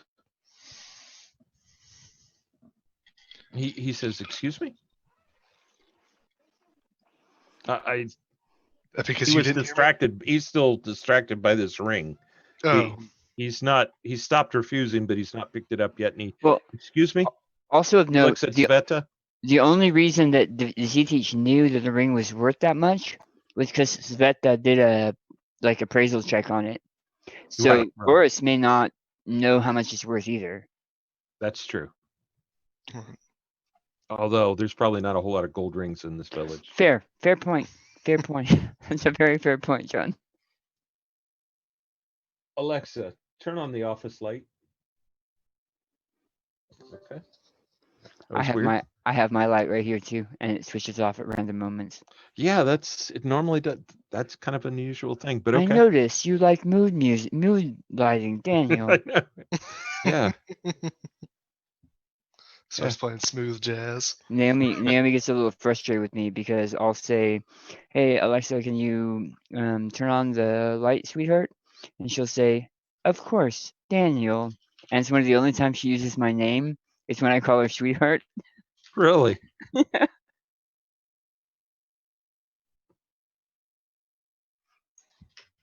Yeah. So turn it back on. Kale's messing with me now. Yeah, I tested it with a red alert that played Welcome to the Jungle at max volume. I was setting it up at about 11:30 at night and accidentally activated it. It played on every Alexa device we have, which is in every single one of the bedrooms because we use it as an intercom. So it woke up all three children and my wife at 11:30 and we're playing Welcome to the Jungle at max volume. Nice. It worked. It totally worked. Red alert. Nice. So, he looks at you, Sveta, and says, "I'm sorry, what?" So I thought the whole gold ring thing was done. So I don't know. I'll wait go until ahead. that shock is over. But I was gonna say, I'm a smith by trade. Is there anything that your town needs to stay well maintained? There's always need of smithing and tools dull, tools break. I can introduce you to the smith. I'm sure there is something he could use help with. I would appreciate that.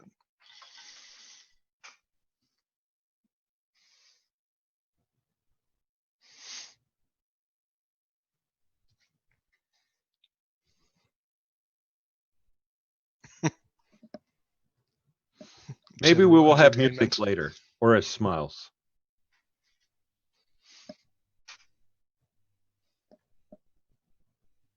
So he says, just a minute. And he gestures at the fruit. Please. And he gets up and he walks out the door and he comes back in and there's another gentleman there. And this guy is slender, shorter than Orist, and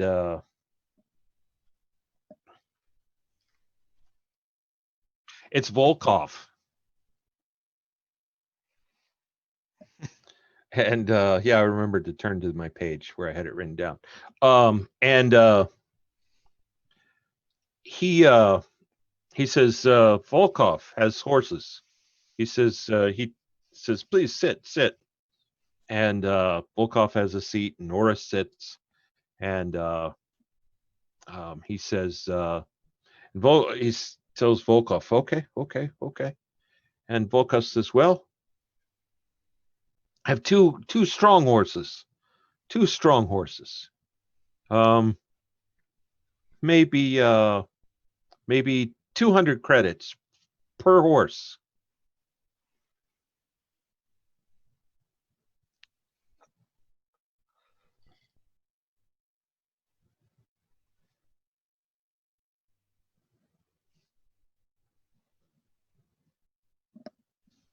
Yeah, probably. Yeah.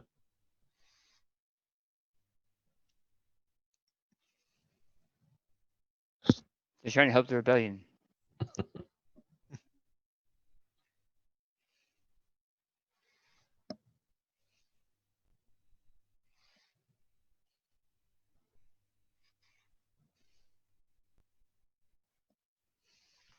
Okay. He says, I'm the last house, and he points in the same direction that Orist had pointed that Orlov's troops were going to come from.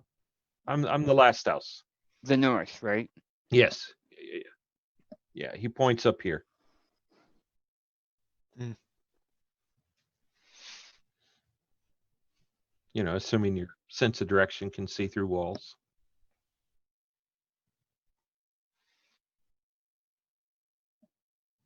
Okay. And he looks at Orist and says, "May I?" And he kind of half points at the fruit place. And Orist says, "Yes." And Volkov smiles and grabs a couple apple slices and takes off.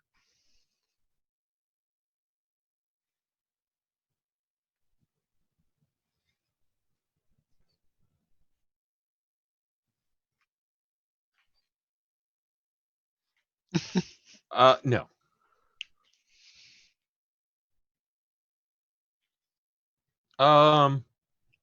The first farmer you met, you don't quite remember, but you don't remember anything being missing. Orist and the woman who came in have all their teeth. Why do you ask that question?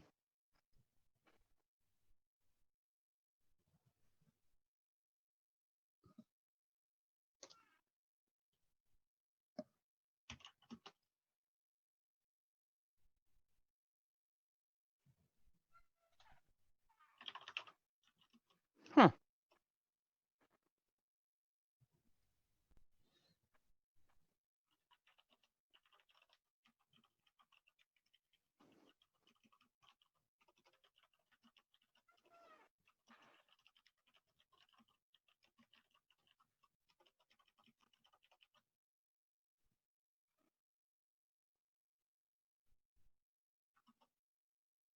Interesting.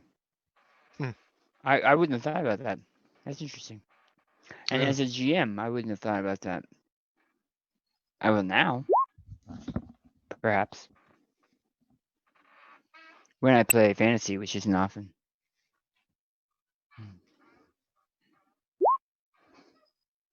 That's right.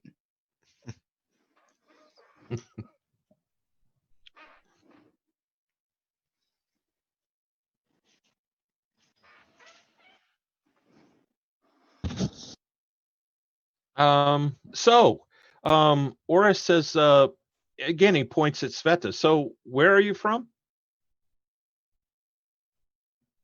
A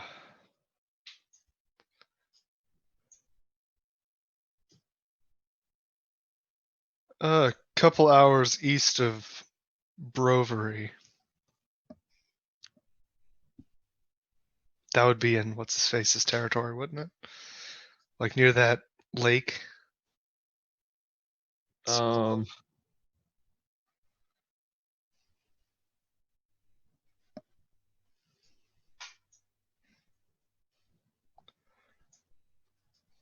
couple hours east. Um, Near the river? yeah, that river/lake thing. I was looking at this town at the tip.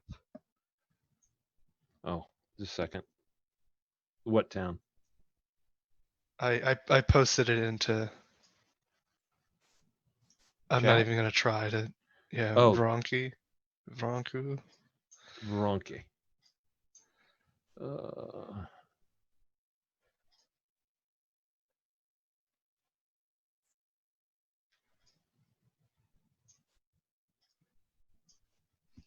Oh, I see. Okay.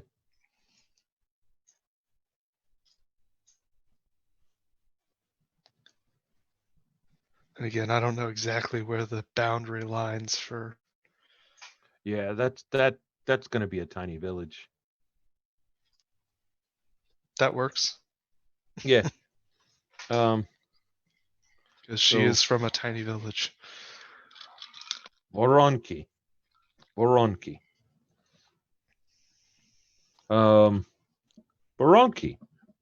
I do not know this village, It's. but it is west towards Kiev. It is. Okay.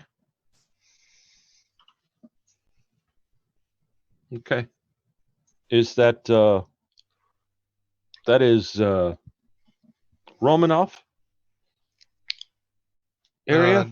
No, it is Sokolov. Sokolov.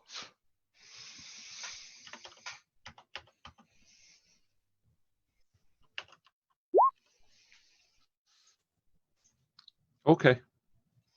And it is a village. It is a small Is- village. Is that how you learned to be a smith? I did from my father. Hmm.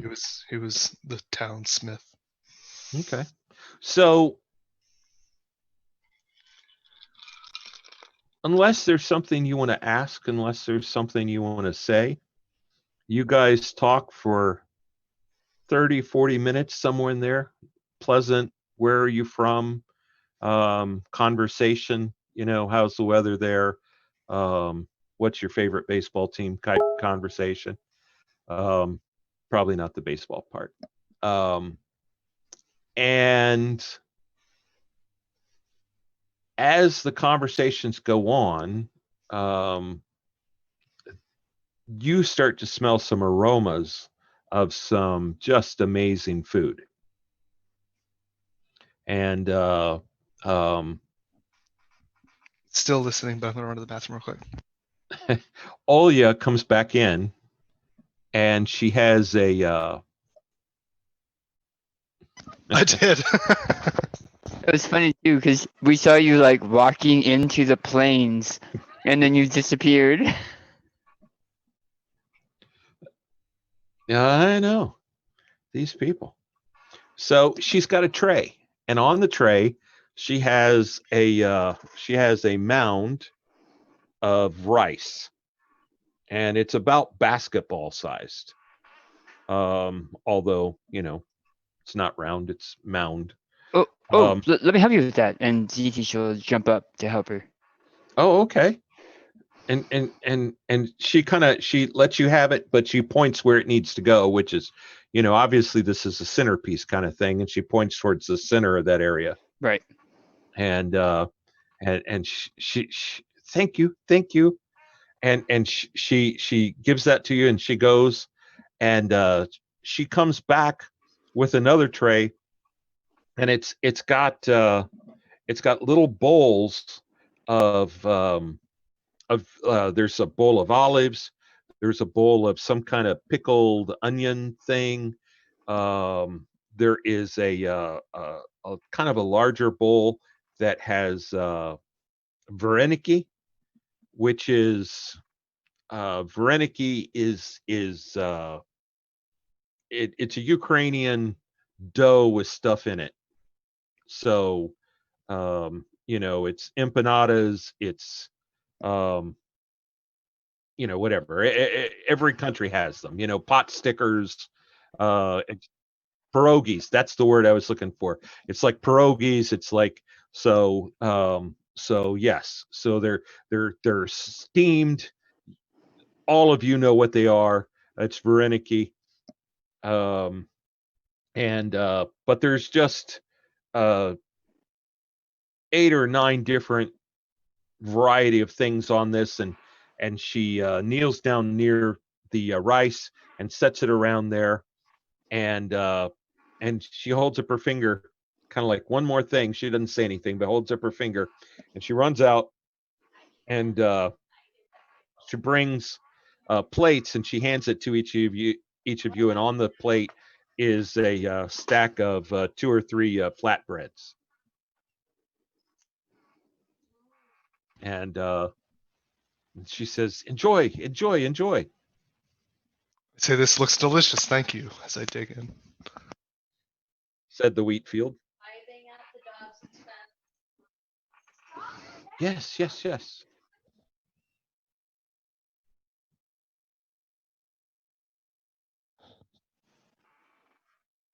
Okay.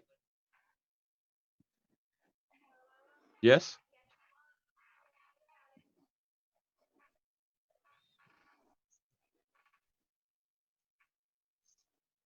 Oh, she blushes.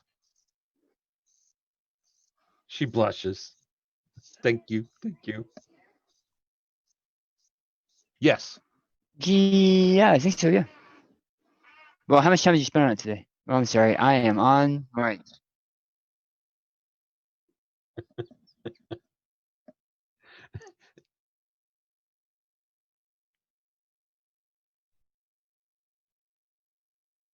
This is my beloved.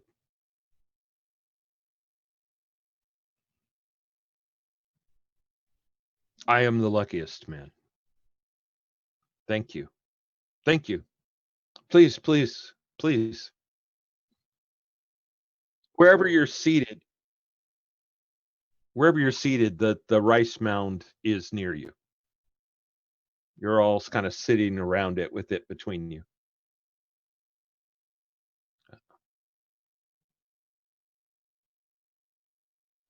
Okay. Oris tears off a piece of his flatbread, and he and you guys know this. He takes the flatbread and he uses it to pinch some of the rice out and eats it. And under the rice is a shredded cooked goat.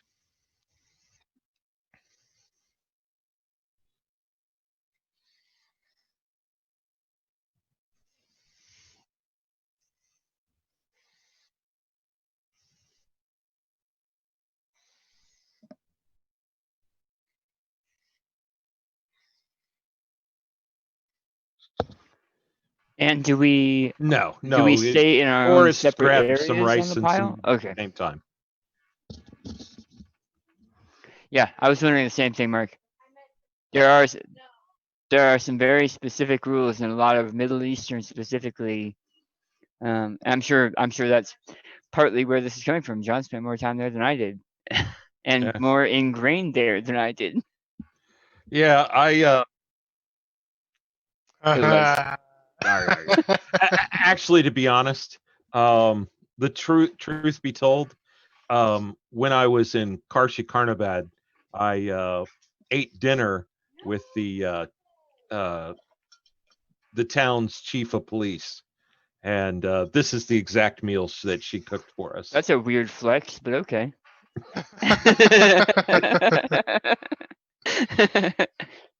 I don't know if you know this, but I'm kind of a big deal. I've eaten with the police chief of this small town in the middle of nowhere across the planet. I don't know. No, that's an amazing story. That's awesome. That is awesome. That's cool. But yeah, I can see where the questions like that would come from, Mark. And we're trying to play it well. I mean, obviously, John is playing with his knowledge of the Ukraine for this entire story, which is awesome because you have actual experience. It's not like us trying to make stuff up, but this is actually something I'm sure that they serve there. Anyway, yeah, I think we all dig in. Yep. Yeah. Sounds good. And because this is the first time we've actually sat down and eaten like this, Zitish is going to be like, when watching how much food Sveta takes in. Yeah. Yeah. This is the meal. Nobody. Well, Orest and Olya, again, unless there's something you want to say or something you want to ask, um, they both conduct conversation and try to include everybody, and it's light conversation, and nobody's eating quickly, and it's kind of a relaxing. It's a social event. It is, and unless you guys want to do something else, the meal will take an hour and a half to 2 hours. It's actually one of the things I love about Russia. I wanted to go there for was the food and the customs. Towards the end, Orist gets up and he brings back another tray. They got a lot of trays. He brings back a tray, and it's a small tray, and there are basically 5 short little shot glasses, and he's got a large clear bottle.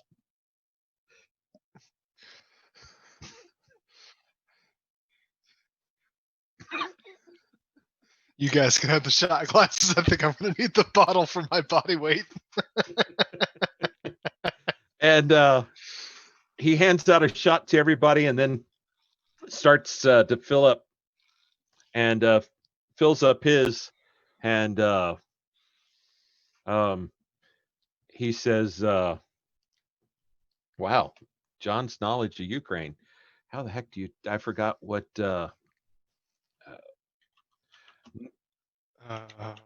I should know this.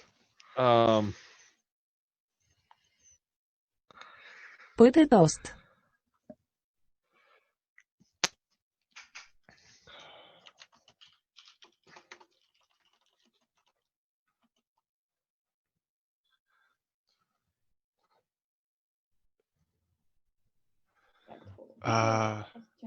The person of honor at the table, all the guests must stand up. Fine?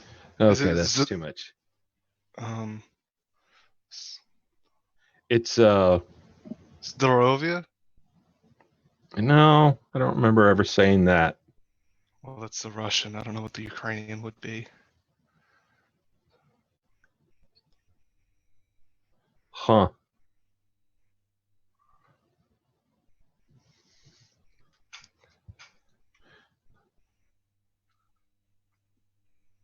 Yeah, Nozdrovia is the Russian cheers. Oh yeah, Nostrovia. Yeah, I don't remember ever saying that. All right, well, it doesn't matter. Is it Budmo? Yeah, Budmo.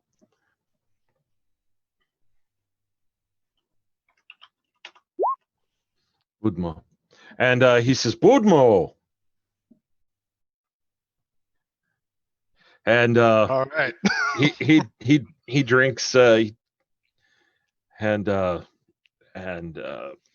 so it's Budmo, it's take a drink, talk a little bit, this and that, and they talk about actually his crops have been doing pretty well, and it's been a fairly good season, and let me fill your glass again, and Budmo, and it's been a mild summer so far, and really thankful for that, and hoping to prepare well for the winter, and let me fill your drink again, and Budmo. And so, and again, unless you guys have something to say or something to ask, the bottles eventually empty, and everybody except maybe Sveta is feeling warm, and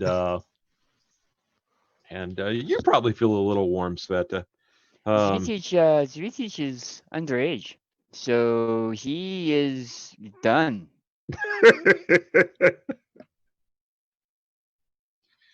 I'm Zvitich is Dunsky.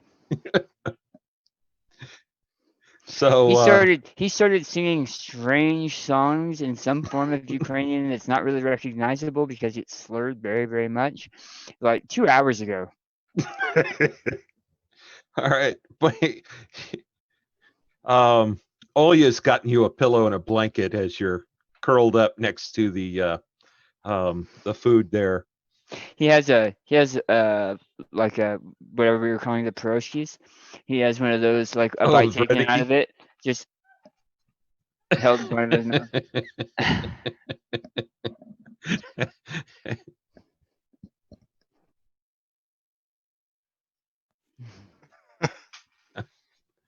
So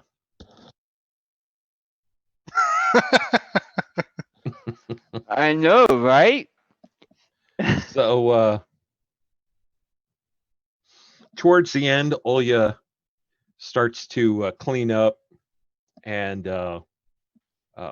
eventually she comes back, and she's got pillows and blankets for both of you, and she hands Sveta the blanket, and and she apologizes because it's a little small, and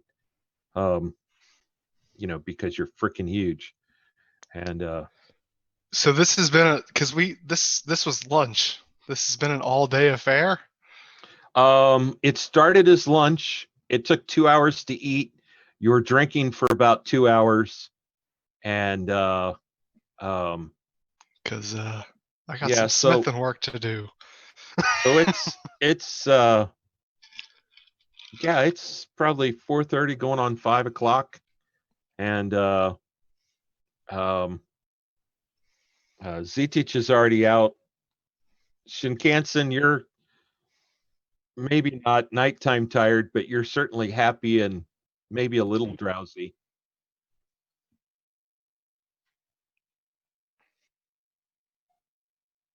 Right. Okay. Okay. Make a vigor roll for me.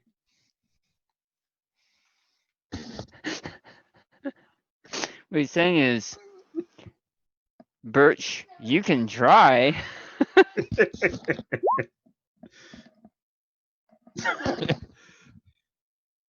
So, the horses are important, but a nap would be nice. And Sveta's just laughing. You feel a little jolly, but you're just fine. Yeah. Good. So How is other Oris doing? Orist, he's his face is red, and he says he points at you and says, "You are sturdy woman." He says, "I think maybe I take nap." And Olya laughs and kind of helps him away and says, "Nap, nap, it's okay."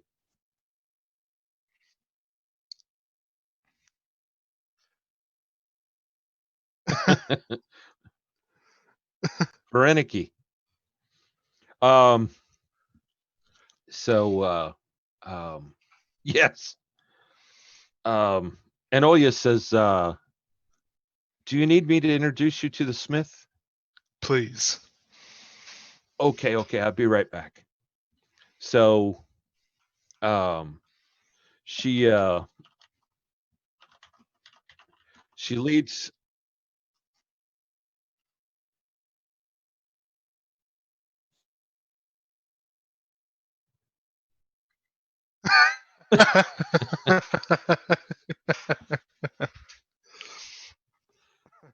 yeah. So yeah. So she comes back in a moment, and she says, "Come." I get up and follow her, I guess. I was going to say get up, put on all my armor, and then follow her, but I guess it's kind of ridiculous at this point. Although I assume you're going to grab some of your gear. Yes, yeah, I'll grab my satchel that has my equipment and stuff, and my and my hammer. And the 3 hammers. Yeah, that's in the satchel. Right. Okay, just making sure. All right, she leads you to the location we already identified, and she introduces you to Sergey, and he says, "You're a smith, I am. and you want to help?" I would. Okay. What tasks do you have? You see, he's got some Give me all the tasks and jobs that you have. well, he Believe you says, misunderstand me, son. I said all. Nice Parks and Rec reference. I appreciate it. I've never watched that show. Okay. Yeah, he said, I'd like all the bacon and eggs that you have. And the waitress is like, okay. He's like, I think you misunderstood me. And I heard I would like a lot of bacon and eggs. But no, I want all the bacon and eggs that you have. Alrighty then. So he points. There's a pile of tools there. He says, yeah, and you know, there's some shovels that need to be sharpened. There's some I don't know, various farming equipment that needs Yeah. sharpened, straightened, fixed. You know, there is a plow that you can see that's had a really rough time of it, and you know, it's time for something to happen to that. Okay. And there's the wad of shovel you have if you want to do something with that. And there is for you, not a normal person, for you, there's 3, 4, maybe 5 hours worth of work here.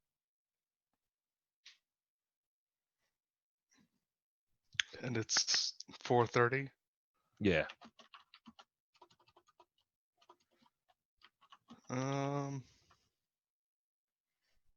Yeah, I can probably do that.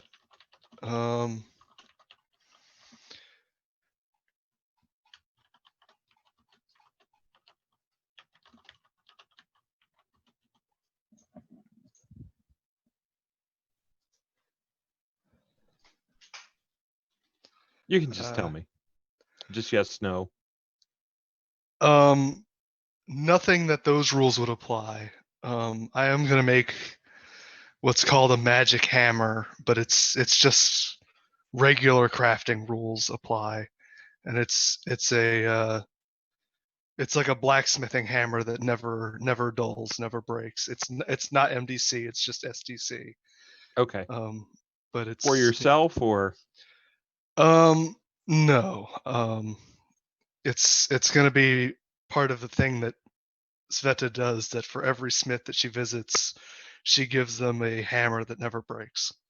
oh wow, okay. That's awesome. That is really awesome. So it'll be kind of her story thing. Like, if I don't know, if we ever go back to a village that she's been to before in her lore, like, they'll just be like, "Hey, you're back." Yeah, exactly. And a hammer is my, well, hammer, actually.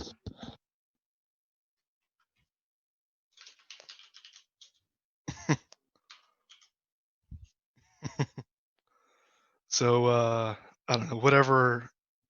If it's 4 hours of work, add whatever time it would take to smith a normal hammer, I guess.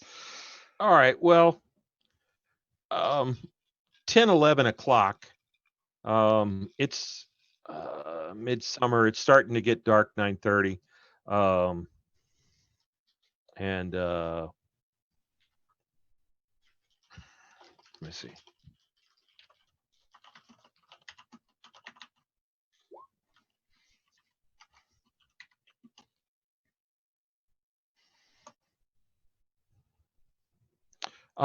Yeah, it starts getting dark about 9 o'clock. And so you know, most of these type of places ends at dusk, and there's now a lot of villagers that are sitting watching you finish your work, and you can see they're talking amongst themselves. They're like,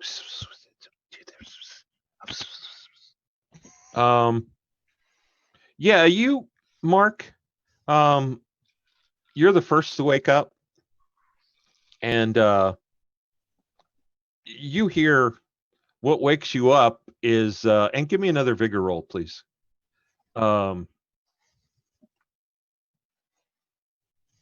You hear,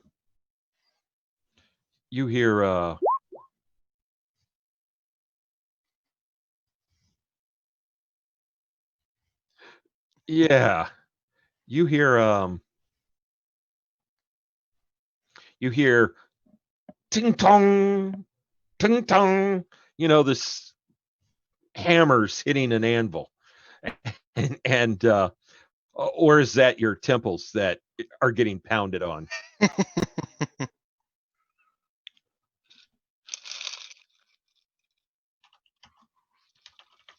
Or you're gonna hear a lot of it.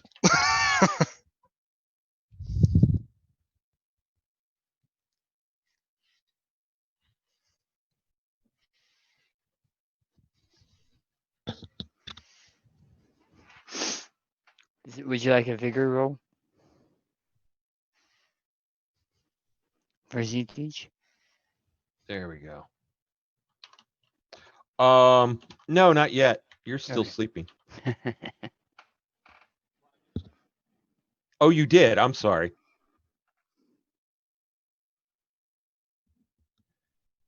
Yes, vigor roll. There we go. Huh?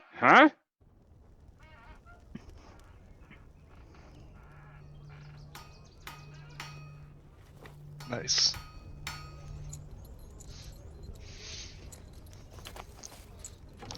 Yeah, you wake up and yeah, almost a raise there. You wake up and you're like, oh yeah, that you seem well rested and life's good.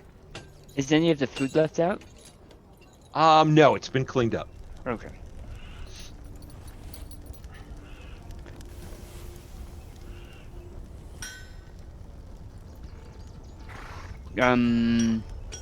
No, but I would like to get that recipe.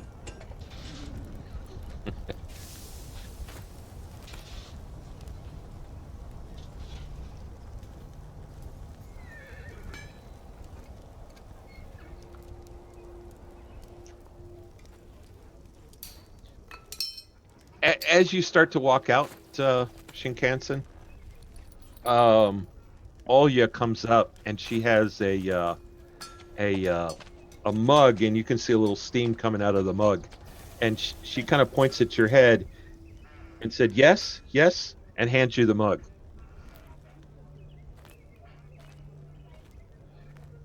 It's got a very strong aroma. It kind of clears your sinuses as you smell it, and it's an unusual strong taste. But you down it, and no effect right away. And she give her the cup back, and she takes the cup. Of course, of course.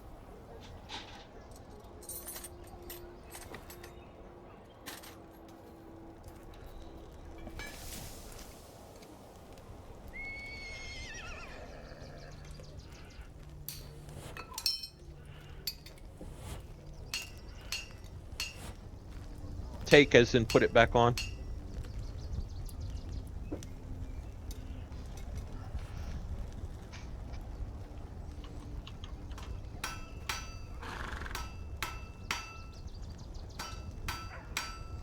It's Rift's Earth, and What time is it? it is 9:00. Is this in-game time? Yes. Okay. Also, nearly Pacific Coast time.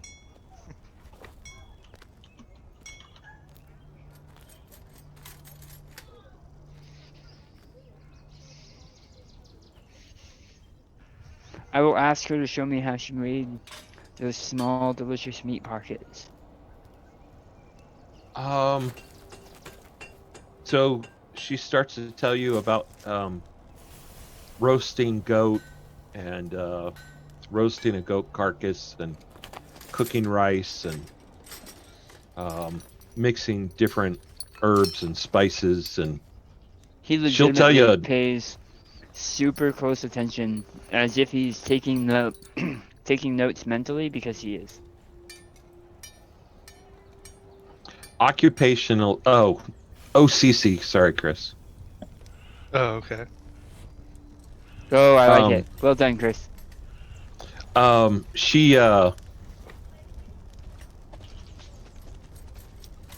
tells you the whole thing. I mean, just in detail, and you stand there and listen, and so yeah, you feel confident you could make that.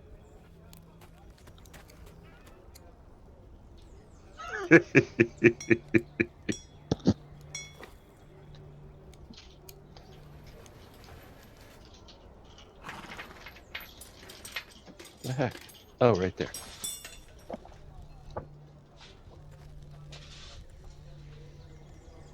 Ah, there we go.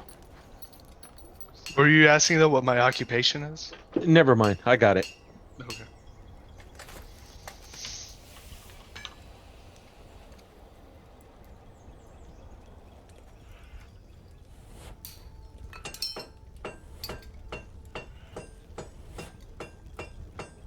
Yeah.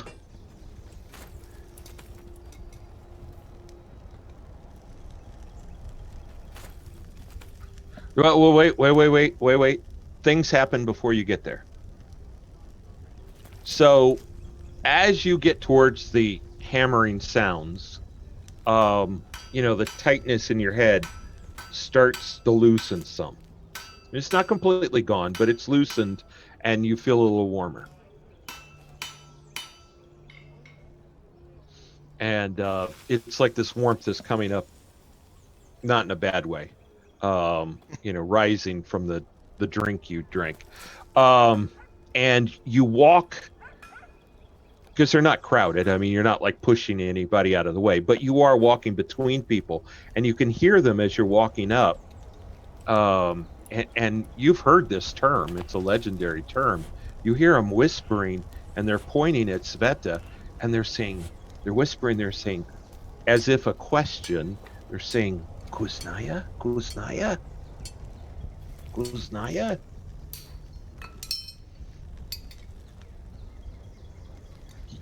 It's a legend. Yeah, Kuznaya are legendary. I don't know that you've ever met one, but they are. People don't know if they're human or not. There's all kinds. The legend goes all over the gamut, depending on who you ask. But they're legendary, mythical creatures that are just the best smiths. And matter of fact, may come from Like the Spartans. Like the kind what? of, yes. Um,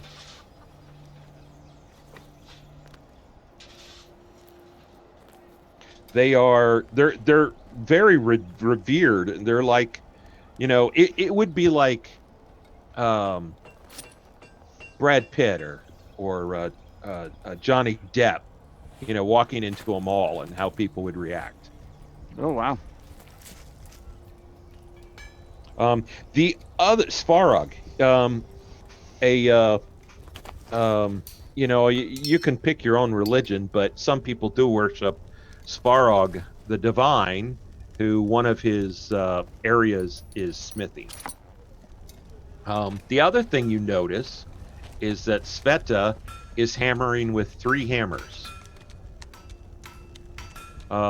There's one in each hand, and there's one that seems to be coming out of an invisible hand from the center of her chest. Oh wow. Just floating in the air.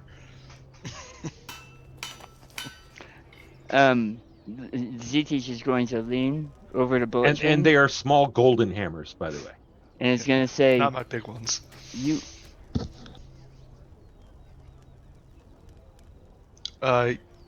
We can't hear you, Daniel.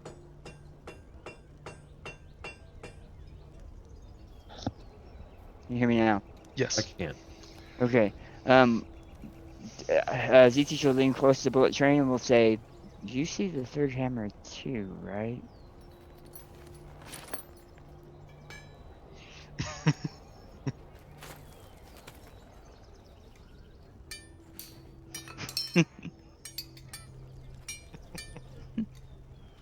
Z-Teach is going to stare, fascinated, wondering how he can learn this magic.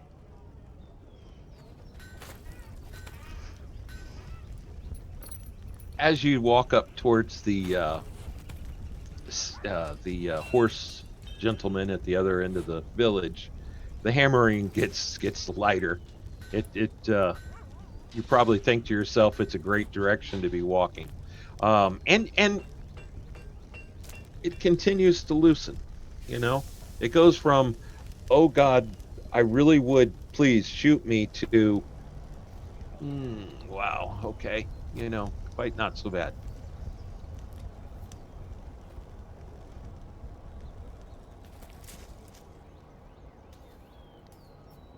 Huh. I've never had that issue.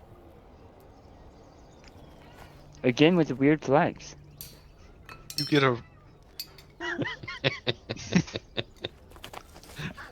Okay. All right. Well, yeah. So you get up there and he comes out and greets you, and he shakes your hand. Orist, good to see you. And he leads you past his house, and through a gate, and you see two horses.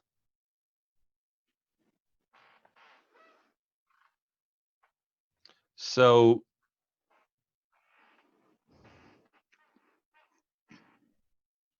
yeah, that's probably either that, riding smarts, or yeah, riding or smarts, whichever you prefer.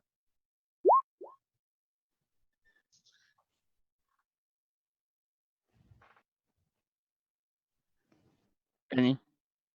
Benny.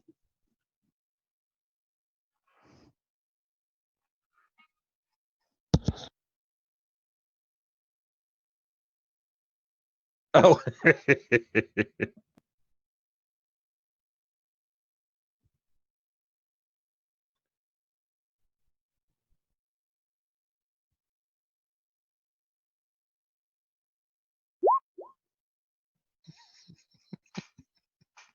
Oof.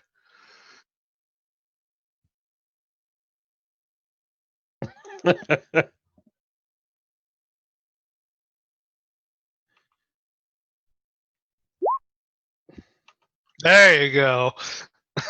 All right. All right. So you actually feel like you see the horses and you can't help yourself. You just smile, and your shoulders you feel your shoulders lean back and relax, and you walk up, and the first one is a dappled mare, and you walk up, and you rub him on the nose, kind of do your introductions, um, and and um, you um, yes, and you know these are not competition um, trophy horses.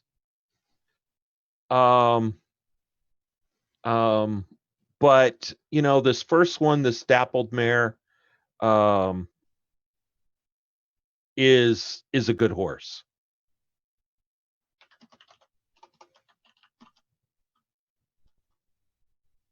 And the next one is a piebald horse, and it's got white along the top of his neck and down his back, kind of almost like a saddle, and then the bottom part of his body and his face is all black, and he's got a white mane. And and the dapple, of course, is gray with white dots all over it. And so this piebald, you look at it, and the piebald is a little older, but again, it's a good horse. Not going to win a contest, not going to, but it's a good horse. Yes.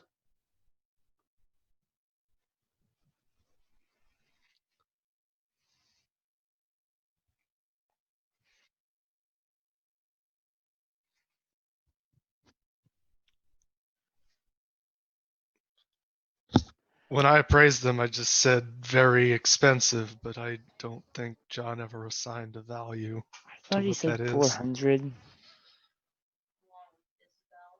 Yeah, I don't remember saying.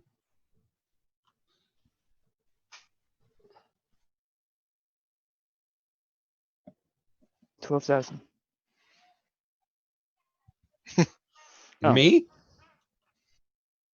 12,000. Couldn't be then. Who? Yeah, make them worth 500.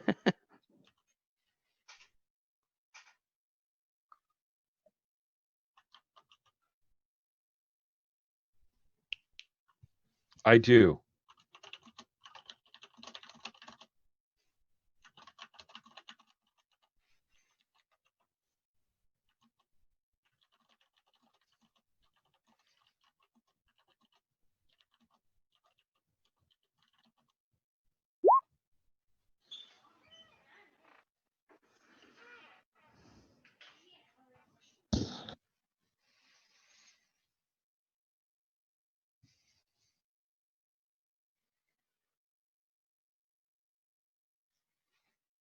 Yes.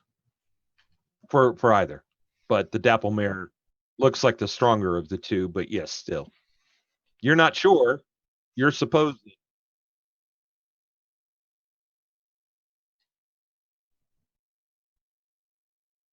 Okay. Okay.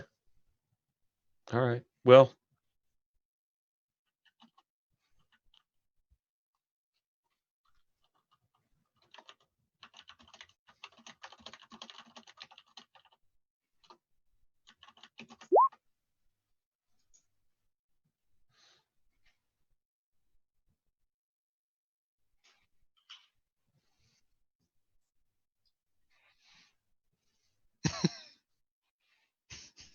oh, sturdy horse.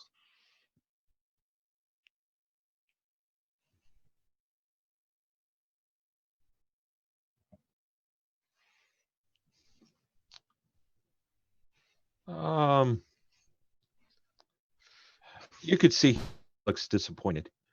And he says, well, not me. Vasily. Vasily, the Clydesdale breeder.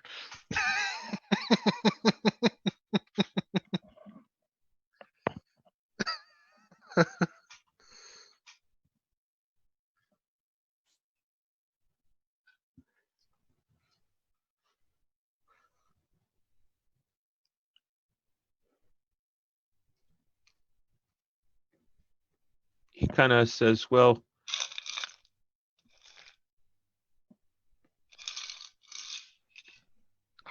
$300, $350.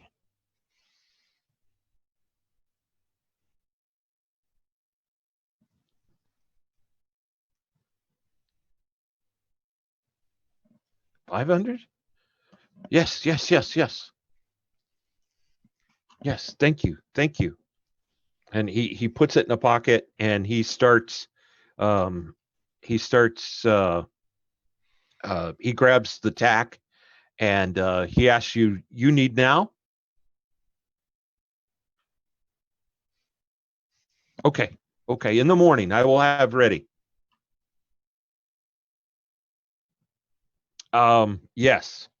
He points, and that's right here.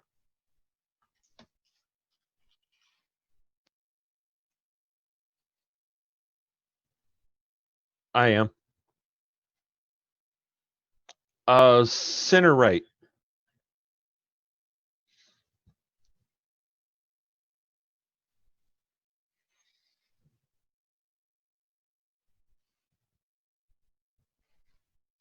Um, you get to the door. Do you knock or okay? He comes, and he's rubbing his eyes, and he's in a kind of like a nightgown.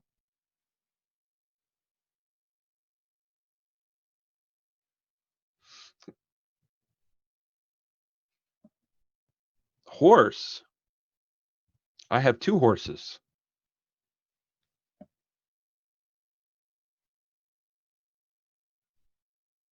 I saw when you come into town, the large woman.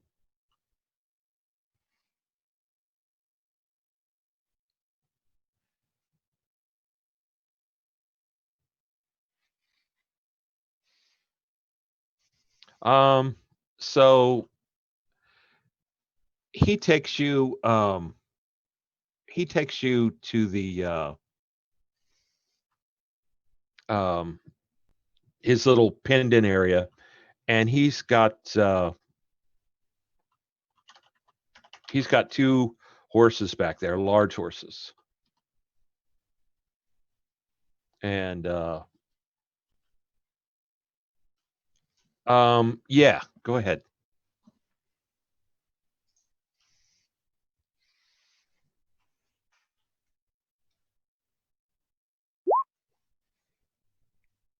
That is not low riding.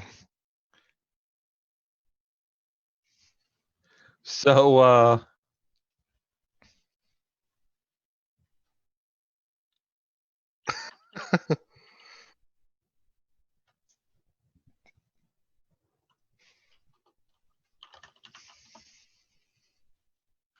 huh, interesting.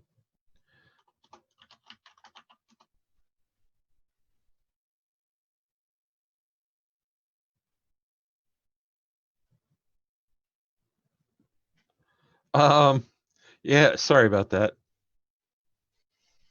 There we go. Um there it is. I was trying to add sounds again. Mm. And I did a search for horse, and it came up with nothing. And then I realized maybe I should search for stables. I did. So behind his house there are two horses. They are both chestnut colored with they have black manes, black tails, and they have black hair that hangs down over their hooves. So they're chestnut and black. Um, the you can see that again, not going to win any prizes. You can tell by the wear on the horses. You can see where the tack has been fitting them. That they're used for plowing and stuff like that. You notice that the male is the stronger, beefier, and you can see in a good way, like in a oh, I like that way. Um, he's got a little bit of a chip on his shoulder, kind of like not like he's gonna. Yeah, yeah, kind of that.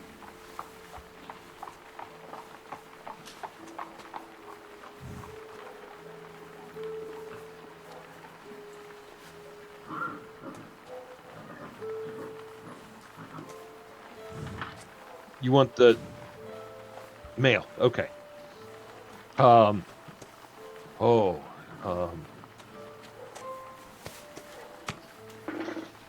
I don't have tack for. You want saddle? I don't have a saddle for these. But 500.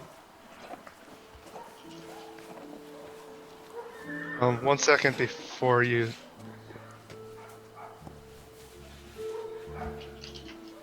I can craft a upgrade to the plow that might be valuable in that trade. You wouldn't know that, but just I don't know. Next time. Okay.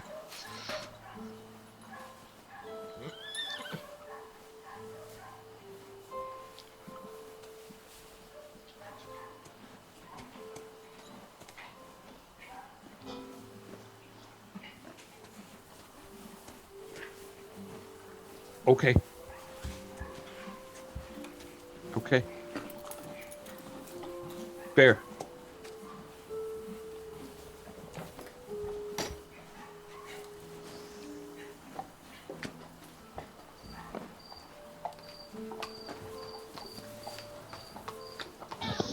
Yes, absolutely.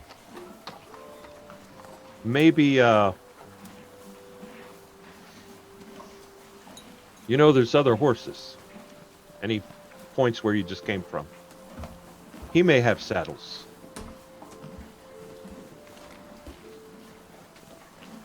Okay. Morning. Okay.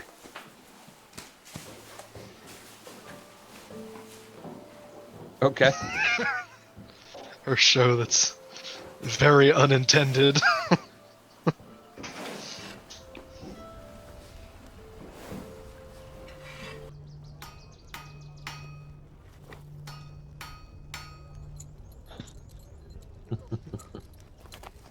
So, I think it's some form of aberrant telekinesis, but I'm not entirely sure. I went up to ask, but she just got frustrated. I don't think she even knew I was there.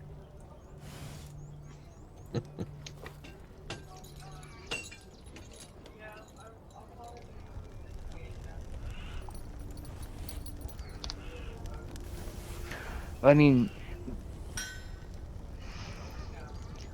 that's fair. That's fair. However, you've been gone for half an hour? Look at all the stuff she made. And I'll point to the corner. There's like a bunch of items.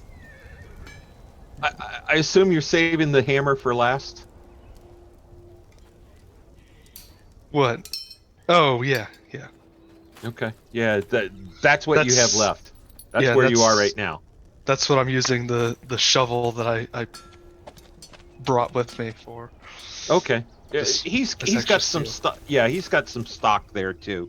Oh, So okay. yeah, you've got I like that. You steal one of their probably useful items to. Well, it was a rusted out piece of crap. with a broken handle. Look- I mean, let's look- be fair. But look at this town, man. It was probably still used. Probably. Poor guy goes out. Where's my shovel? I've had that for 30 years.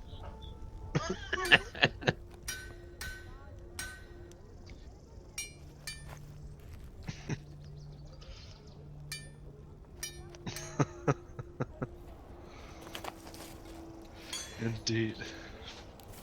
I have no doubt. Oh yeah. Although we are gonna need to pick up some very specific pans and stuff. They don't seem to have here, but in order to do them right. And goats. Were you able to find horses for us? Or a cart?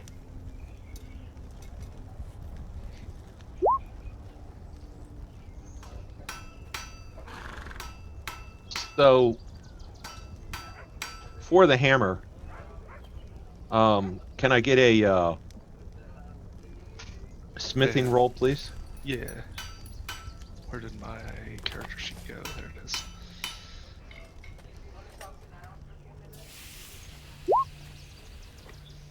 That'll do, pig.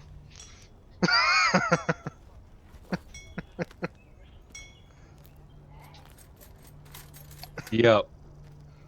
Yeah. There is, when you guys watch, what you notice is one, there's no wasted movement.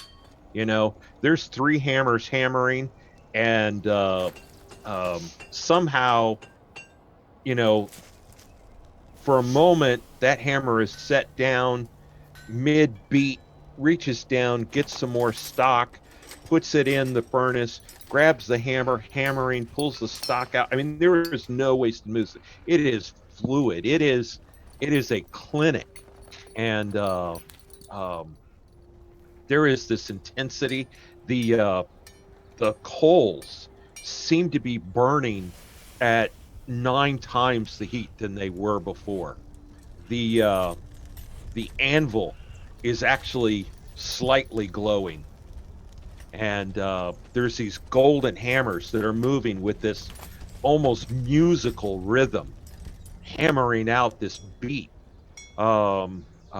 Again, this musical beat. It's not some clod, brang brang. There's this um, beautiful rhythmic beat, and and slowly you see this Smith's hammer begin to take shape and form.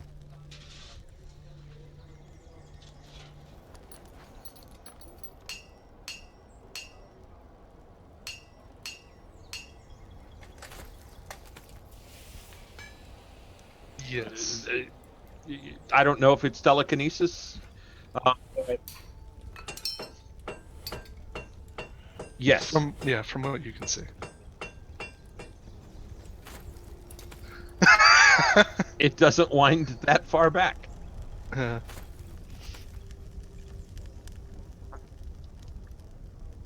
Or sometimes it's coming up, it's coming from the side, and these, Yeah. yeah, whatever's needed at the moment. But it would almost seem like three hammers banging on something, they never get in the way of each other. Right. And of other note, I guess, even though the center hammer might have reduced movement, it's still hitting with the same power of like a full swing.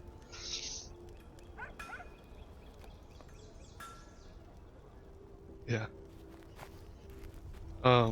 And if Daniel did detect magic, he might see something that might clear it up besides just a floating hammer. But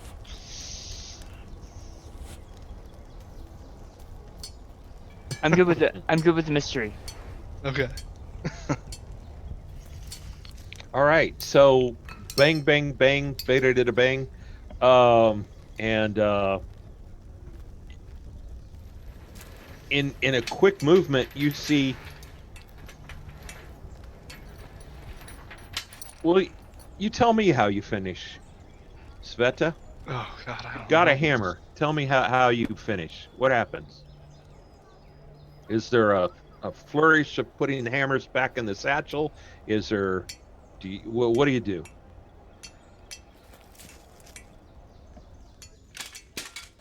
So I flourish and put the hammers back into the satchel, but then you see my hands just kind of, go like this around the hammer, and you just see my hands just glow red hot, and you see the hammer get like tempered, into.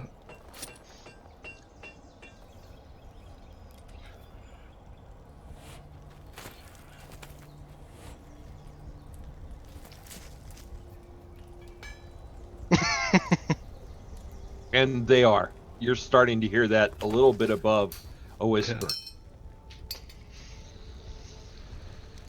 I'm not entirely sure they're wrong.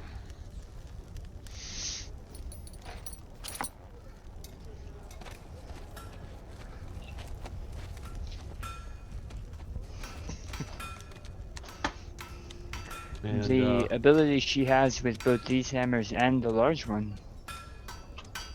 um,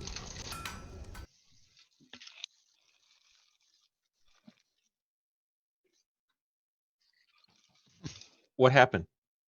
Sound stopped. Oh, it was she quit hammering. Fair enough. Yeah. I am done. I don't have a fade button, I don't think, do I? Oh, I do have a fade. I'm sorry. I'll do that next time. Learning. Oh, can you still hear us?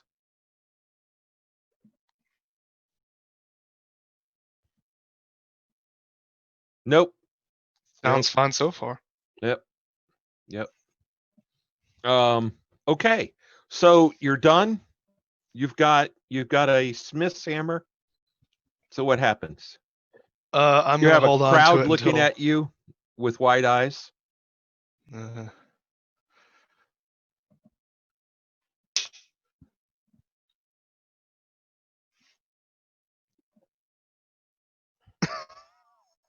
It catches on. Everybody around is clapping. And no, I look over and I wave, but you can tell that there's kind of like a sense of disdain on my face, of just like ugh. All right. The Like, I smith get is this just everywhere. has been just standing there, just stunned, watching you work.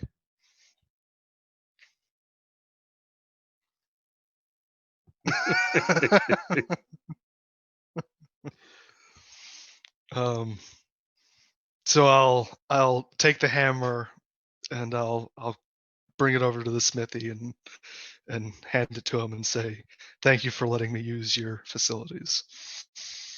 You are a blessing. You are a blessing. Thank you. Thank you. You're a blessing. I thank you. You're welcome. You're welcome.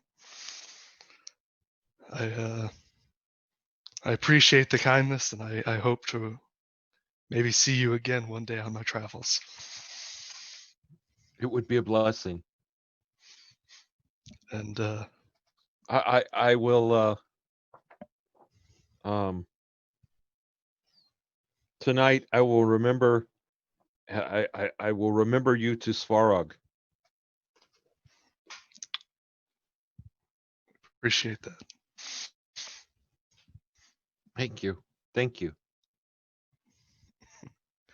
You're welcome. Go with Svarog. Some of the people start coming in, and some of them are walking up and touching you. Mm.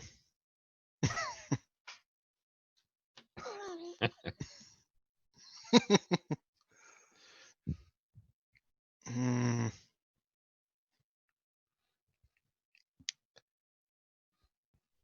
Guess I should, seeing how that's usually her shtick.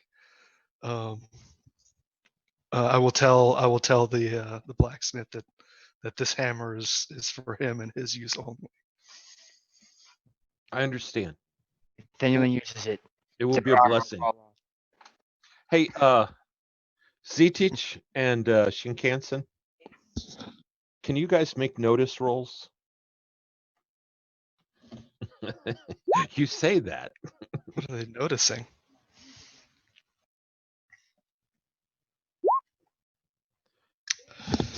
You took over for me. Well done. Wow. Man, how did you roll a 14 on a D4? Like, wow. Oh my God. It exploded 3 times and rolled a 2. I have a D12 and I got a 4. Wow. Well, your D4 has a higher chance of exploding. Yeah. Not necessarily 3 freaking times, but good on you. It was that alcohol. Find out what that alcohol was. So what did they notice, John?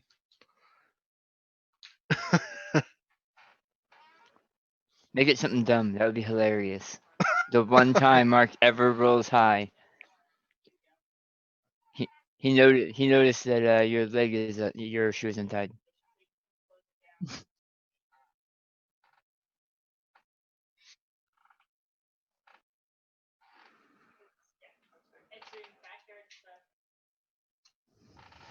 Z-Teach will look at her brow.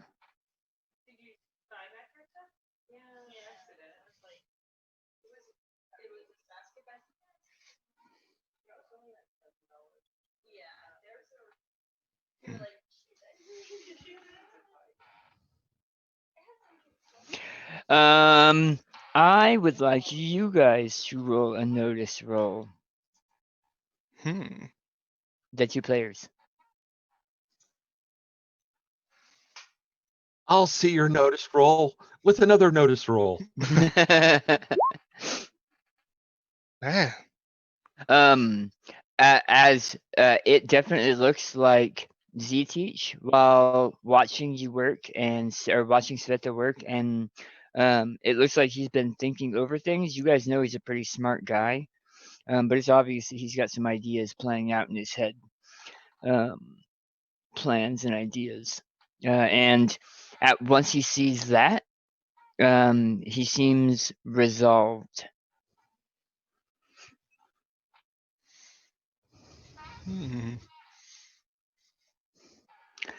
There's a lot of moving parts right now, but I think I know how to better answer your question you asked earlier.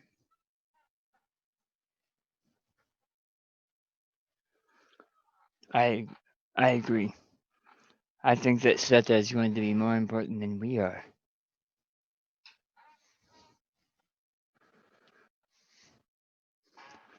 But it's not a, and he'll look around at the happy and awe-inspired villagers, and he'll look to them, and then he'll look to you, Bullet Train, and he'll say, it's a conversation we'll need to have later. So you've got people all around you. You're probably not even moving, Sveta. You're afraid to step on somebody, and they're touching you. Nobody's taking anything, but they're touching you, and they're saying things like, it's a blessing, and our town is blessed, and we thank you, and but you can tell that people are pushing in to get their chance to touch you. On that, where are we sleeping? Because I need to start making my way there. If you say that loud enough, I'm sure you'll have volunteers. Not meaning anything dirty by that. No, I mean, yeah. No, I'm 100% sure people would absolutely, well, that it too. is true. Fair point. No judgment there. But I'm saying they would probably be people that would be more than happy to house you as a miracle as well. Yes.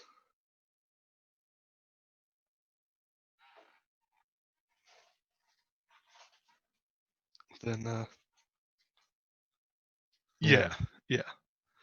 Then, so when they hear that, people start trying to pull you. Obviously, they can't, but but they start pulling you and say, to Oris, she needs sleep. All right.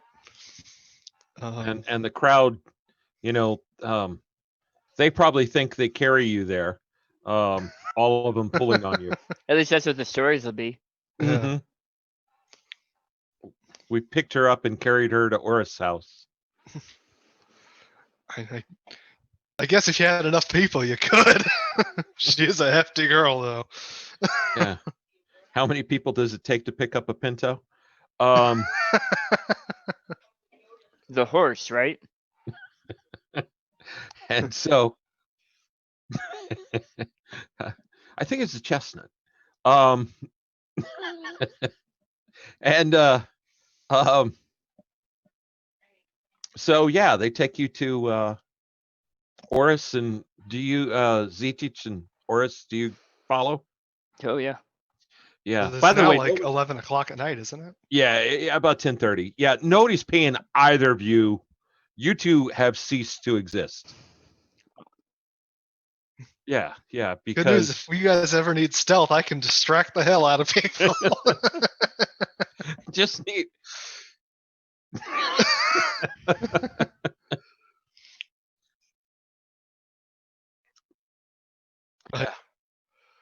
Yeah. All it really takes, the gold hammers are the giveaway for Kuznaya. Like if I just pull one out of my satchel, people will be like, Kuznaya. Yeah. So Well, one, they might start to doubt, but yeah.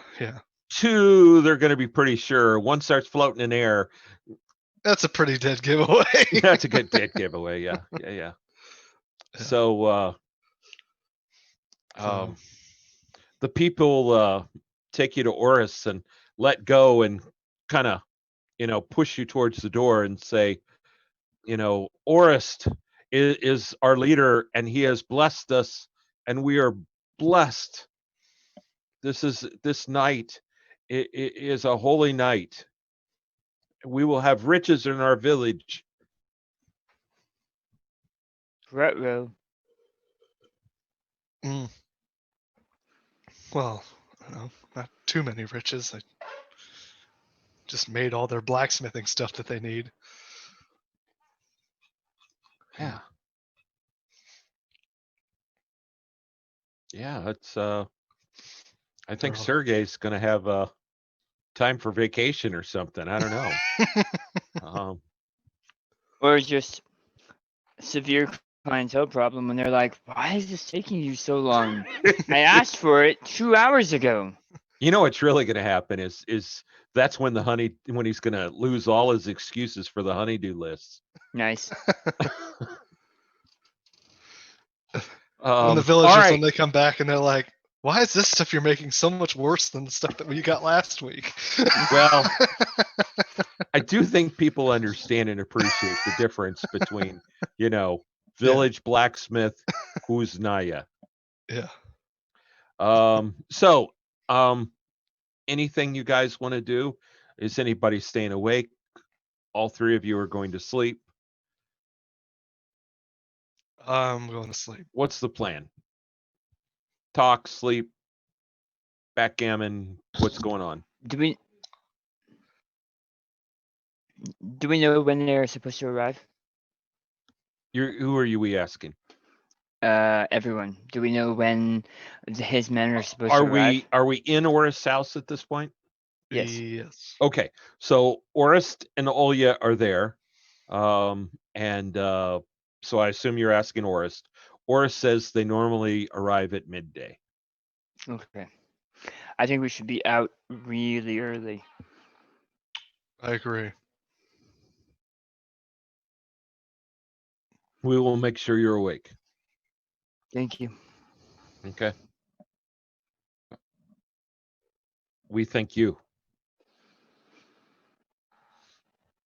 So unless there's anything else, all of you wake up with either Orist or Olya gently trying to wake you.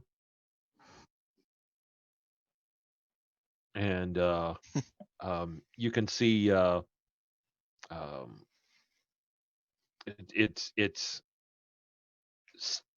it's dawn. It's lights breaking. And Olya hands each of you a wrapped package. It's something wrapped in a cloth.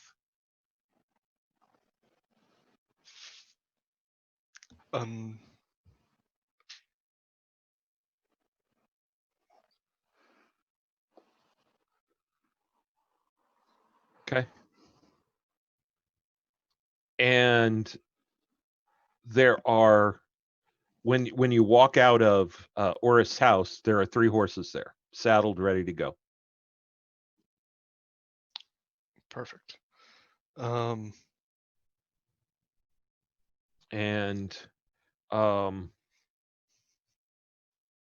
debating if I should make you make a notice roll, but I'll just tell you there are you see on the tack, not only is there the saddle, is there the reins and whatever, you see also that there is each of the three horses have a water bag, and um, there is a bottle shape that's also wrapped on each horse. Oh, that was nice of them. So it's wrapped in a cloth, but it looks like the shape of a bottle on each horse. And the bottle is tied next to what looks like a water bag. Okay. I tell Orest and his wife. You just said beloved, but It's his wife. okay. Yeah. Orest and his wife, Oh, yeah. and I thank them for their hospitality and sharing their household and these gifts that they've given us. You are welcome. I think the blessing was for us. Please be safe. And you. And Good you. luck. Good luck.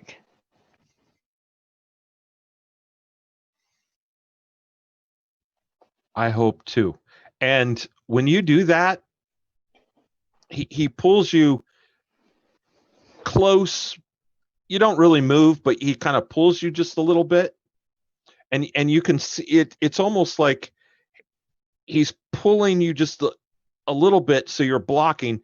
And he reaches up and grabs his shirt, and you can see it's unbuttoned. And he pulls the shirt open just a little bit, and because you're close and blocking, you're the only one that sees it, and you can see just a little bit of a black and red flag on the inside of his shirt.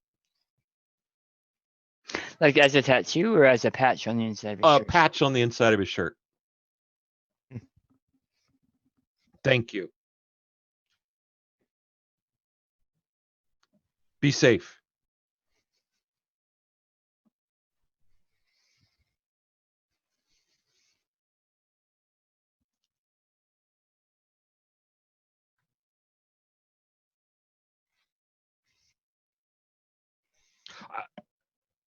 I don't remember, Sveta. Do you have riding skill?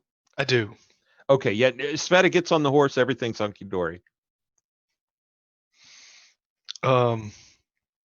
And I ask. Yeah, I'll save that for the road. I was gonna ask how much the horse costs, but we don't need to have that conversation while we're like leaving. All right. So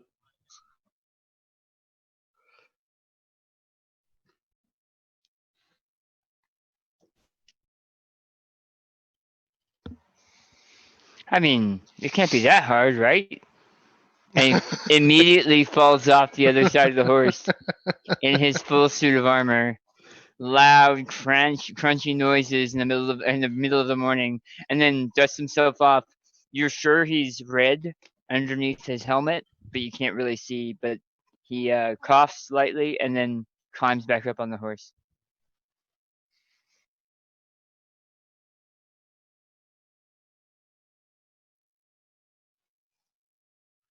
I thought you said these were well-trained horses. As you're bringing it back.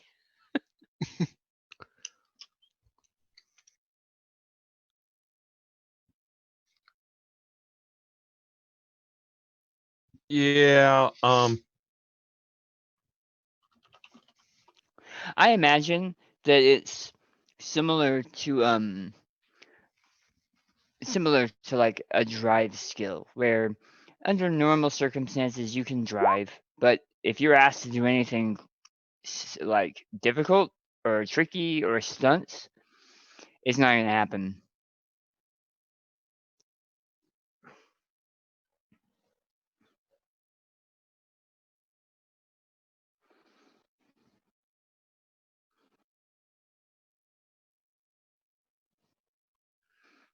Probably a good idea. yeah, that's a good idea. That way, you don't have to worry about trying to tell him how to, pull the reins or, how to use the stirrups. The horse knows to. Oh, we're going this way. Okay, and it'll follow the other horse. That's a natural instinct.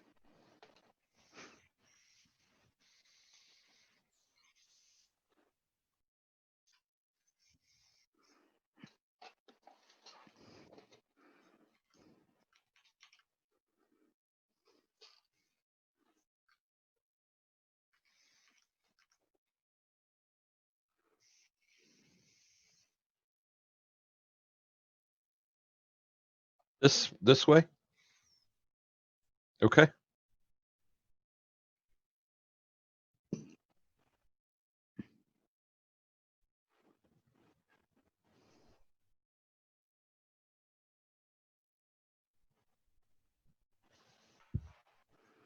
Well, my home's not west. Well, it's No. southwest. Really Yeah. south and really west. I just kind of. It's kind of southwest. Oh. It's not really southwest. Uh-huh. I will benefit nothing from going home. It's Right. I'm sorry. Yeah. No, you're good. It's just there is literally no benefit to me going home.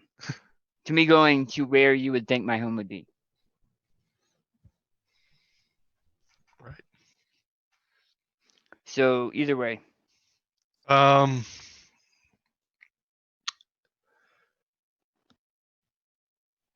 I suppose it wouldn't hurt to go to your camp. It's kind of on the way. well, where are we going? Like, what's the purpose of I what don't we're know. doing? That is the question. Once we leave here, where are we going anyways?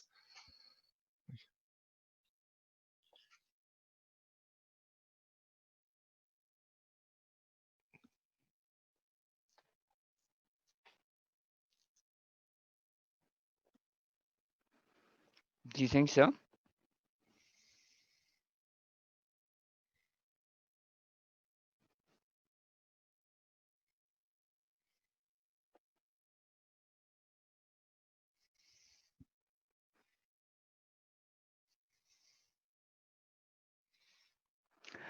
What do your soothsayers say?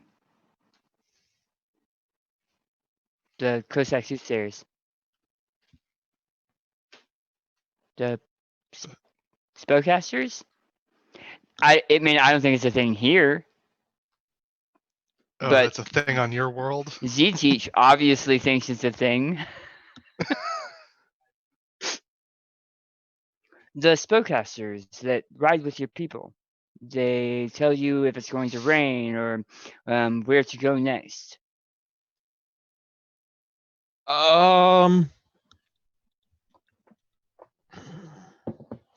Maybe. I don't. You don't have to look in the book. It's not. I'm literally making it up right now. Yeah, but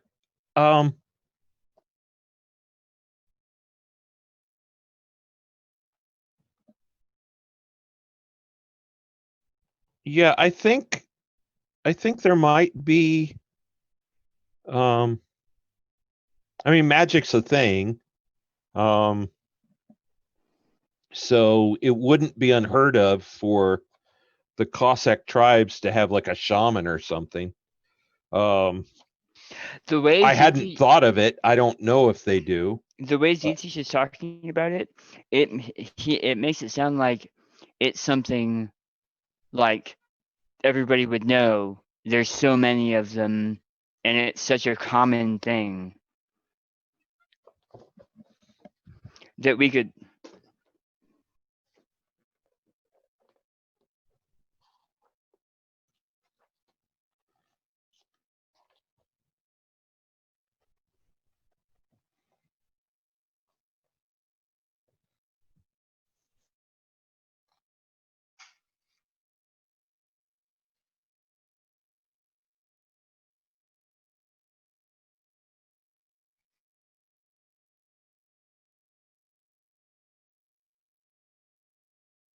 Well, I think the difference, the subtlety he's getting at is going to be your tribe might have one guy, and he's Yeah. talking about like half the tribe. Yeah. Yeah. Like one shaman versus like a squad of mages. Versus like a coven of soothsayers that tell the tribes where to go, like the mothers at the big mountain. Yeah.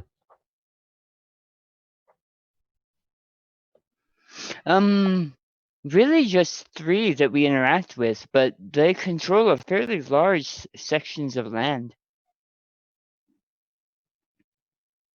But that's all thanks to them knowing the future. Wait, you don't have that power? I was under the understanding we came this direction because you saw something.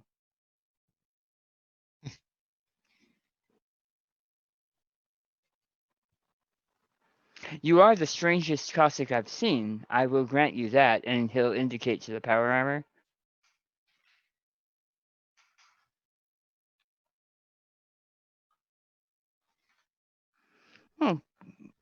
Most Cossacks that I've met in person had some kind of divination or foretelling capability.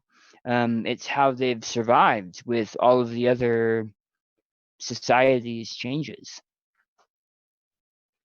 When you can see your enemy coming, it makes it hard for nomadic peoples to be squashed.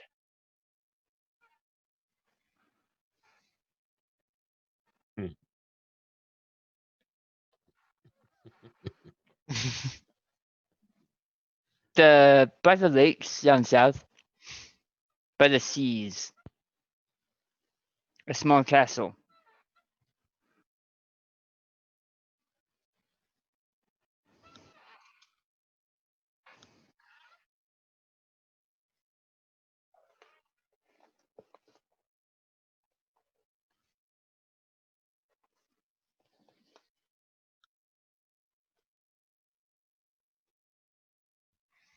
I would say that's a fairly easy guess.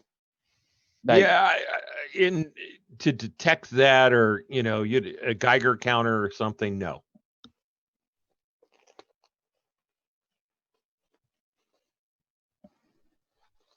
And it's just a difficult conversation. That's Is- why he doesn't say it. Because the last Okay. couple of people he's mentioned it to didn't believe him or tried to get rid of him like he was an aberrant. Okay.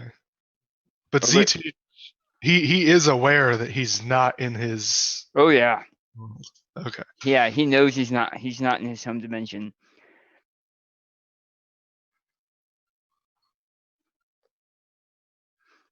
Well, people have tried to get rid of him because he's if he is from a different dimension or if he's from a rift, then he must be one of the aliens or monsters or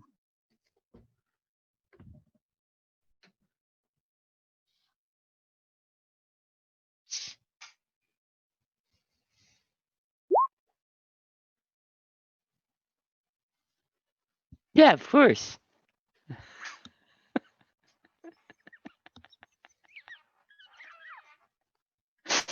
He seems to find that very funny.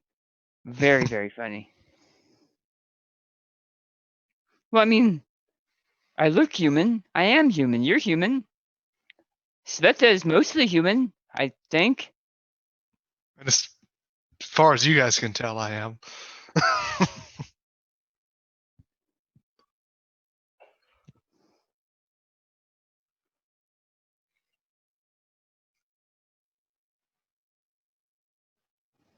Are you guys just hanging out at the south part of the town, or No, are I you think having this fight? this is a Okay. conversation on horseback as we're traveling. And Okay. also, side note, because I never covered it, I did put on my armor before I got back on Yeah, my horse. I did too. Yeah. So there is also this thing that I have the book up right now. There are Mhm. 3 variations of railguns. I'm not sure which one I have. And as a note, I can only lift them when I'm wearing the suit. Yeah. There's a D10 requirement, possibly a For D12 strength. requirement for strength, which I don't have. but the suit compensates for. Right. Mark has it on his sheet. We will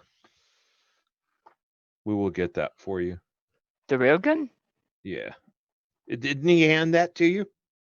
Well, no. So he originally handed me his rifle, and he was using it, and then we found a railgun in the locker Oh, room, Yeah. That's and we said, right. "Oh, well, look at the stats for it later." And if you don't, You're right. Okay, I'll look it up now. yeah, I have it. I have it page 102 in the Legion book. I just wasn't sure which one. Not that it may whether or not it comes into the picture. So you're saying your story.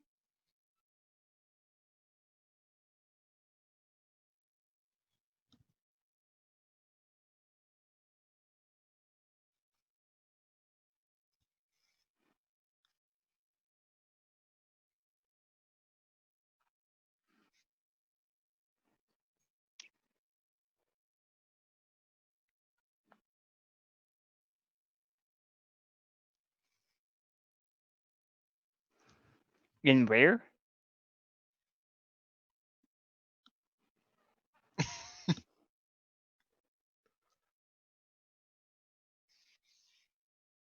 Or we've just not encountered it since the rift started opening.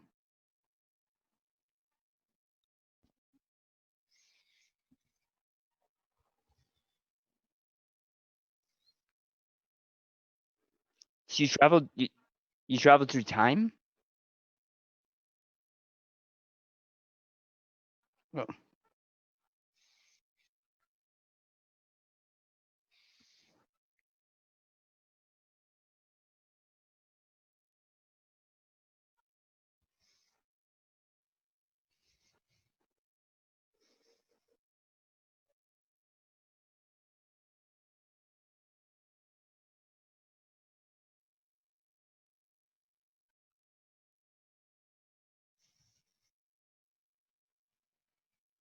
Well, I'm glad to hear that we're on the same mission at least. That's a interesting story.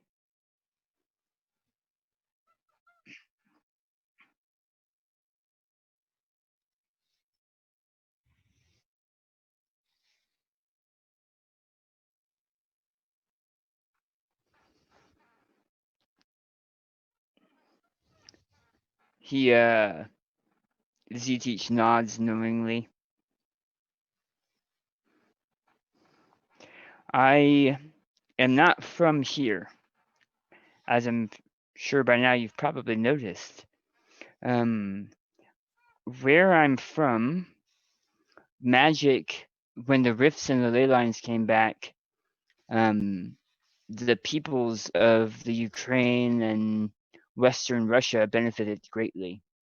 We have a larger number of nexus where the ley lines cross than any other portion of the known world. And it's been that way for generations. I'm from a society, a school, an academy that teaches us how to use the ley lines, teaches us how to think through problems and come up with solutions, and then they send us throughout the world to bring the good word and to help with diplomacy outside of the Ukraine. My arrival here was strange. It was before I was able to complete all of my training, and I fell through a rift and arrived here in the middle of a battle. I was just as shocked as the summoner who summoned me. But that's a story for another day. I've been trying to survive and trying to make this Ukraine a stronger Ukraine. I've tried to share my story with others, but it has only gotten me strife.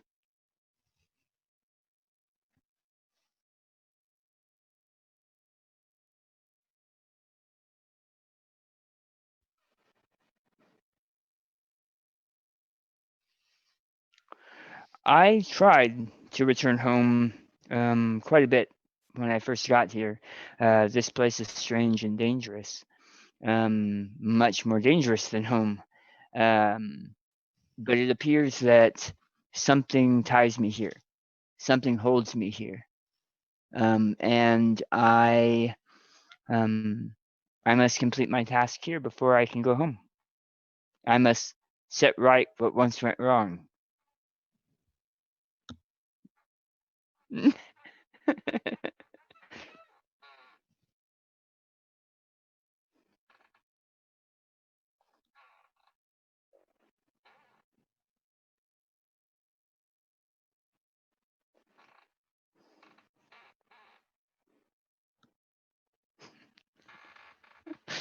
Thank you.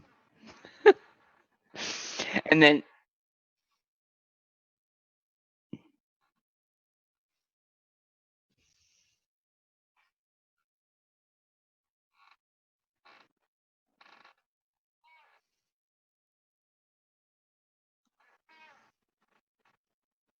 like as you guys are writing, Ztich becomes statue still in his seat, as if he's been here for weeks, months, and has thought through plans and schemes and played games with himself to keep the time. Has not once ever considered that. Like he's just sitting dumbfounded in the saddle for like a solid 30 seconds and says, "That is an interesting thought."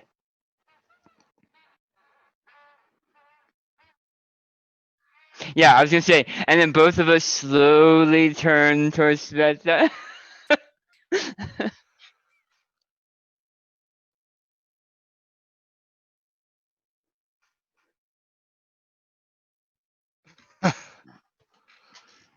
Sveta is fine for me.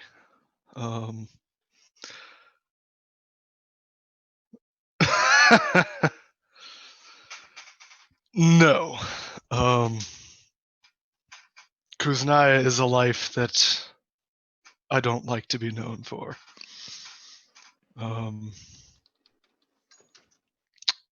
My story is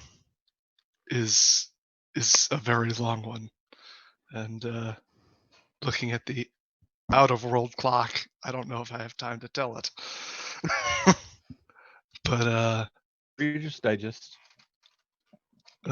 so in my bio, I have a excerpt from Elizaveta's journal as a kid, which I think kind of sums up Kuznaya as a whole. My origin stories are kind of a lot longer than that. But do you guys want to listen to this? Sure. All right. So it's the legends of the mystic Kuznaya. And I say, as a child, I loved my father's bedtime stories. My favorites were the legends of the mystic Kuznaya, mythical hero smiths who could wield the celestial miracles of the smith god Svarog and transform his will into living weapons and armors of untold power. My father being a town smith himself, I'd ask for such stories every night and sleep soundly dreaming of my father performing in the heroic acts of old.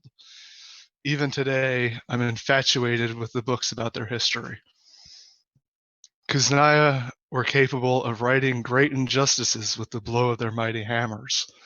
Strangely, though, their numbers have always been few. They arrive as precursors to times of great change, and as such, Kuznaya are regarded as beacons of hope, by the oppressed, and omens of doom for their enemies. The Kuznaya are not as perfect as the bedtime stories told, however, and I've come to learn this world is far more ruthless. Countless innocents have died, slaughtered by their misplaced or stolen blessings. Some Kuznaya are said to have fallen victim to their fame, enthralled by their own self-image. Their publicity guiding them into a warlord's jail, imprisoned for life, out of fear for what their talents could do if used elsewhere. My father's stories would often share one moral, that the Kuznaya who survive to become legend only do so with careful planning and by staying loyal in their oath, that they must share their blessings in only the most worthy of circumstances, abstain from any role in corrupt ambitions of mankind, and whenever possible, keep out of the public eye. He'd never say it, but I could tell he felt sorry for them, having to live their lives with such burdens and constrained by Svarog's code, their crafts and magic limited, and their transformations into Kuznaya leaving them unable to bear children. His crafts as a smith, being a freedom fighter, and his love for me were his everything. He was a secretive but wise man, and I miss him. That's Elizaveta's journal when she was 17 years old. That's beautiful. Thank you. That's awesome. And totally throws my idea in the garbage. So more power to you. Sorry.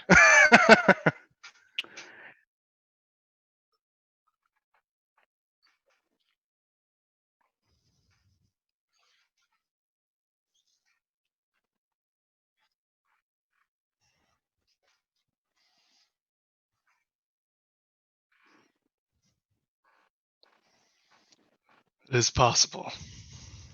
I don't know. I don't know how many of them knew her name. Many of them were calling her by that title.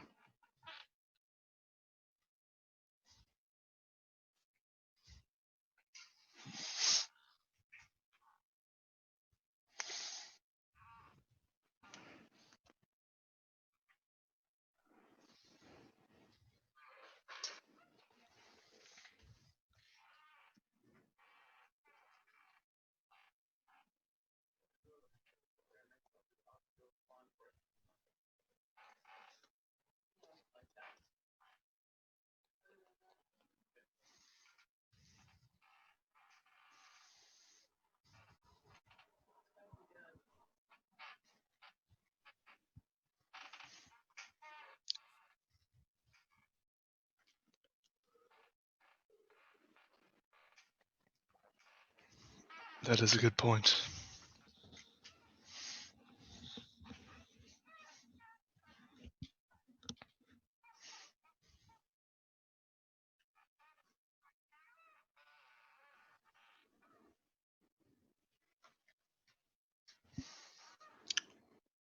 I'm sure he is back home and happy to be there.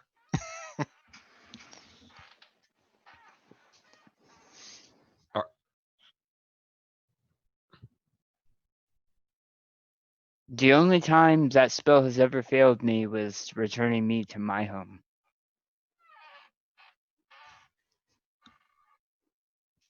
Of course. Now you understand why it was important to me.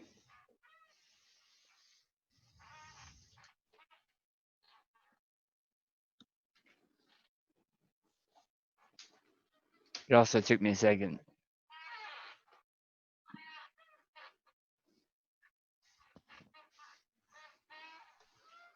It is getting late. It is. Yeah, it's 1 a.m. here. That's that is a good time to call it. So, hey, I will just say quickly, um, it one of the fun aspects of being a game master is having plans, setting things in motion, and then seeing the players go a completely different direction. And so I actually had tokens for the Olaf's men, so we could fight that out. I had a token for the beetle. I had, all kinds of combat ready and waiting and prepared. And you know what? In a way, I loved the way this went. this was so, and see, that's the thing. You make plans and the players go another way, and then you go, wow, that was a better idea. That's a better story, because to me the important thing is what's the story you're telling, and I like this story better. I think the combat, all of that would have been cliche. And anyway, so from me, thank you. And for your smart playing. And I really enjoyed that. I really It's enjoyed that. Thanks for running. It was fun.